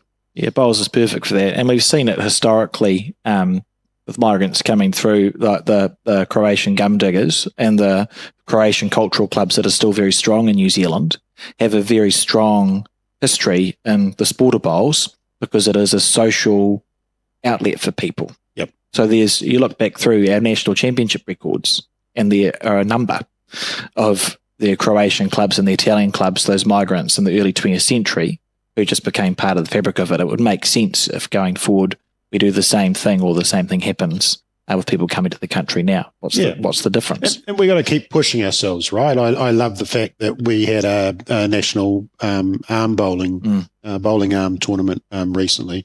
I know we're part of the Rainbow Games coming up as well, which I think is it's just promoting our sport in terms of inclusion and inclusivity. And I think that I applaud everybody. It's where society's going, and it's certainly where our community is also leaning towards as well. So bowls for everybody. Tech on the green. I didn't really know what I was writing on this one, other than to say I think you'll find more and more people that are self-coding or coding their games or looking for that performance step. We've recently launched what we've called Bowls Plus, which is a grading, ranking, point system for bowlers in this country, because there's a heck of a lot of people coming to our sport from the likes of golf and squash who are used to that scenario. They want data. They want to be able to analyse their performance, how their mates are going, etc. We will see more and more tech coming into the game and possibly on the green as well. Yeah, and in 10 years' time, it could be that we no longer have paper. It could be that you no longer fill out a scorecard and that you just type it into your phone, and that's that. And we save a few trees. It's a realistic thing. In 10 years' time, there could be no paper in bowls. Yep. I'll scare us a little bit and say that I saw a pair of sunglasses. They were Meta Ray-Bans, I think they were. Yeah. And they are basically behind your your on your lens is basically the computer, is information that you want. And you could literally stand on the mat with your glasses and it would tell you what line you want, what line you need to play to get to that hit. So it would actually give you a sighter as well. Quite scary, that technology is there. I'm interested to see, I'm fascinated to see how the laws of our game adapt, because they can be a little bit delayed sometimes with adapting to current situations. And I do wonder for how many years we'll have people possibly perhaps using glasses before we go, maybe that needs to be in the rules somewhere. Oh, I absolutely think it will happen to our bowling arms, is that our bowling arms could easily right now could have a little device that locks in on the jack or something like that, and it's like, whoa, geez, that was a good bowl. There it goes. And it consistently delivers. We have to be on alert for that.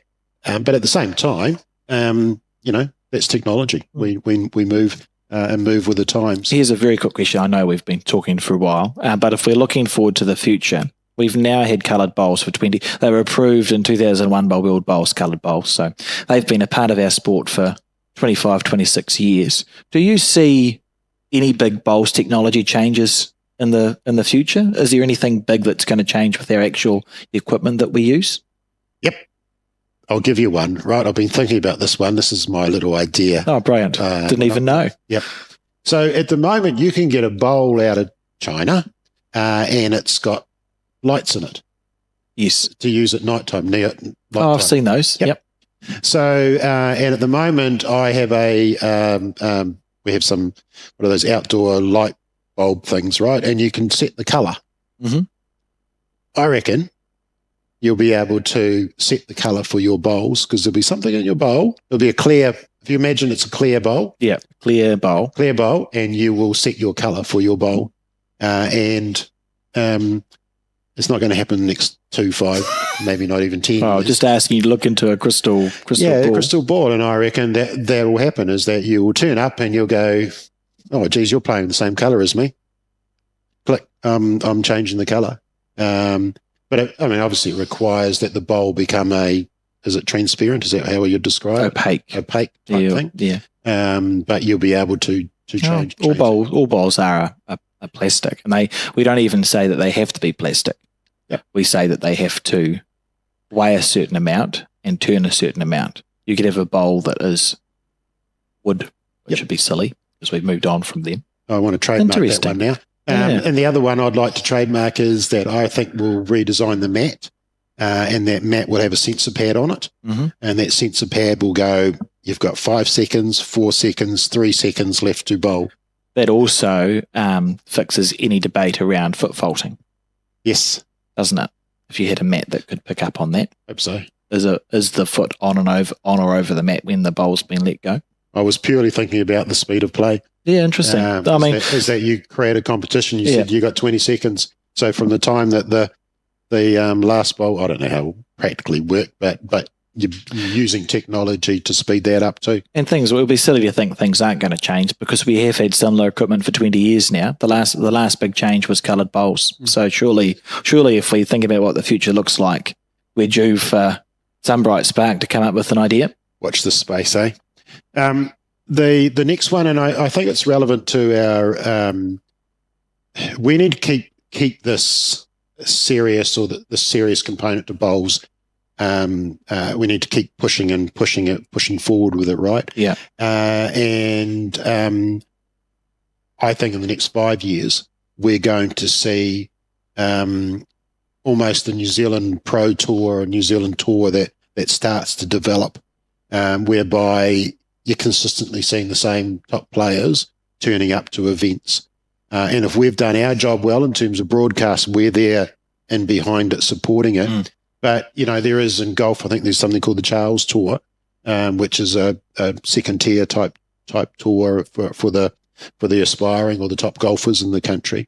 We will start to develop that in the next few years, and therefore build a semi-professional or potentially even professional pathway in this country for bowlers, and then you add on to that what's happening in Australia, it becomes a legitimate pastime / profession for our top bowlers.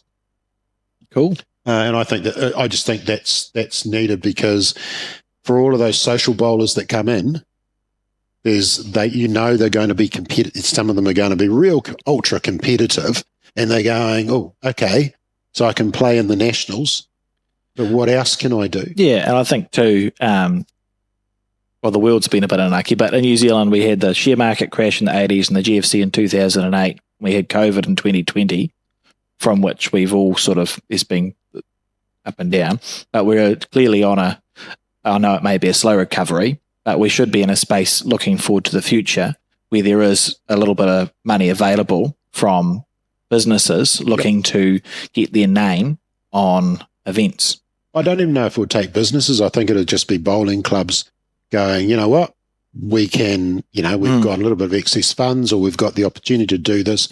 Let's go and make the, Ponsonby Peers part of a national tour, because we want to get our brand out there and let people see our club and who we're about, and if those clubs start to do it real well in terms of hospitality and servicing, I just think I think that needs to be reinvested in, or re-looked at, or reshaped over the next few years as well. So we make sure that our top tier,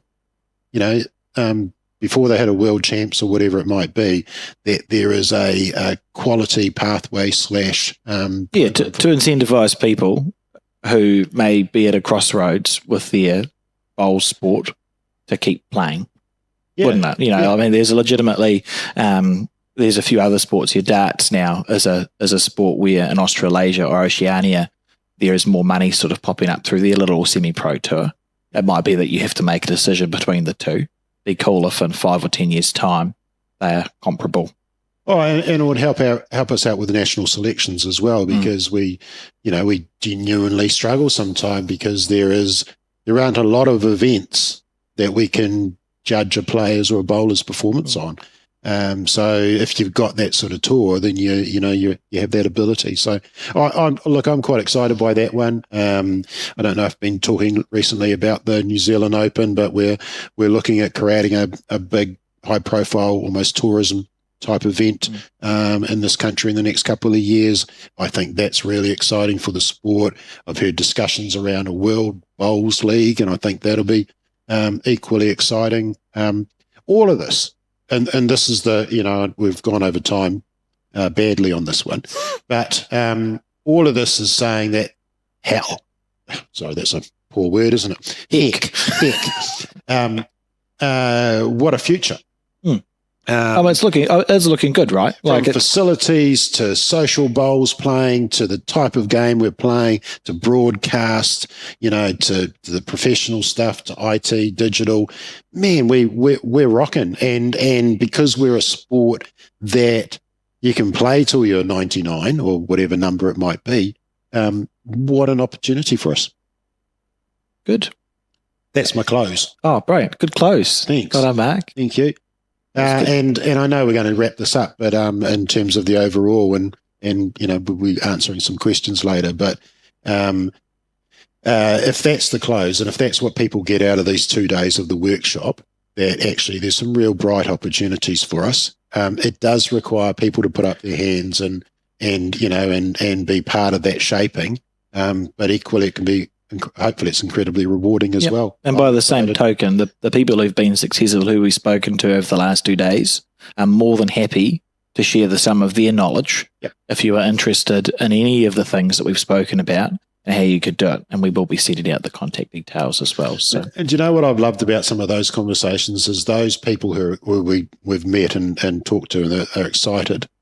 I actually think they're more excited now than when I talked to them 3 or 5 years ago. Because they're seeing the reward, they're seeing the return on their energy and what they're giving to the game, and hats off to them, to everyone in our community that's giving things a go. Great stuff.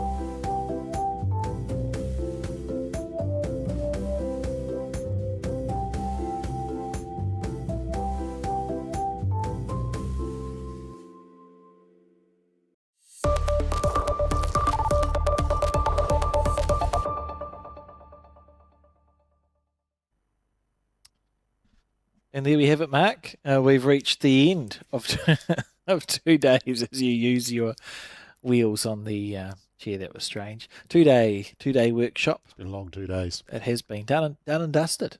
Yeah. Thank you, Alex. Thank you for everything you've done, and Paul, obviously, in terms of technology, terrific. I know we've got a couple of questions to do as well, but yeah, cheers for the work here and the opportunity to tell these stories. Yeah, we've had good feedback, and before I put the questions up, we're going to answer 2 of them in this Q&A session, but we have had a few come through, and I've just connected those individuals directly with the relevant people. There were some complicated questions around Bowlshub that I wasn't in a space to answer, but Colin Williams, our Bowlshub man, absolutely was. So if there are any questions going forward, feel free to email me, as we've said, and I can connect people with the correct people to answer the questions. But there are some questions we can answer. Is there a question too asking if you're available, if Alex Reid was available for Intercentre? That might have been one of the questions. I don't know how good they think I am at bowls, obviously delusional, as we look at questions from day 2. The first one, Mark, are you looking forward to your trip down to play the Taranaki Open Men's Fours this year? And who do we think's more likely to win, my team or yours? Your team. My team will struggle to get a win, but we'll be doing our best and we'll be enjoying ourselves. This is an opportunity, though, Alex, I think, to do a plug for the Taranaki Open Fours, men's and women's for that matter, in January. Terrific event. Really is old school bowls, 25 ends. If you are from wherever you are from the country, if you want to, just have a really cool, what I think is a bowls experience. Yeah. Taranaki, for sure. Absolutely. I think I've been pretty much going for the last 7 or 8 years.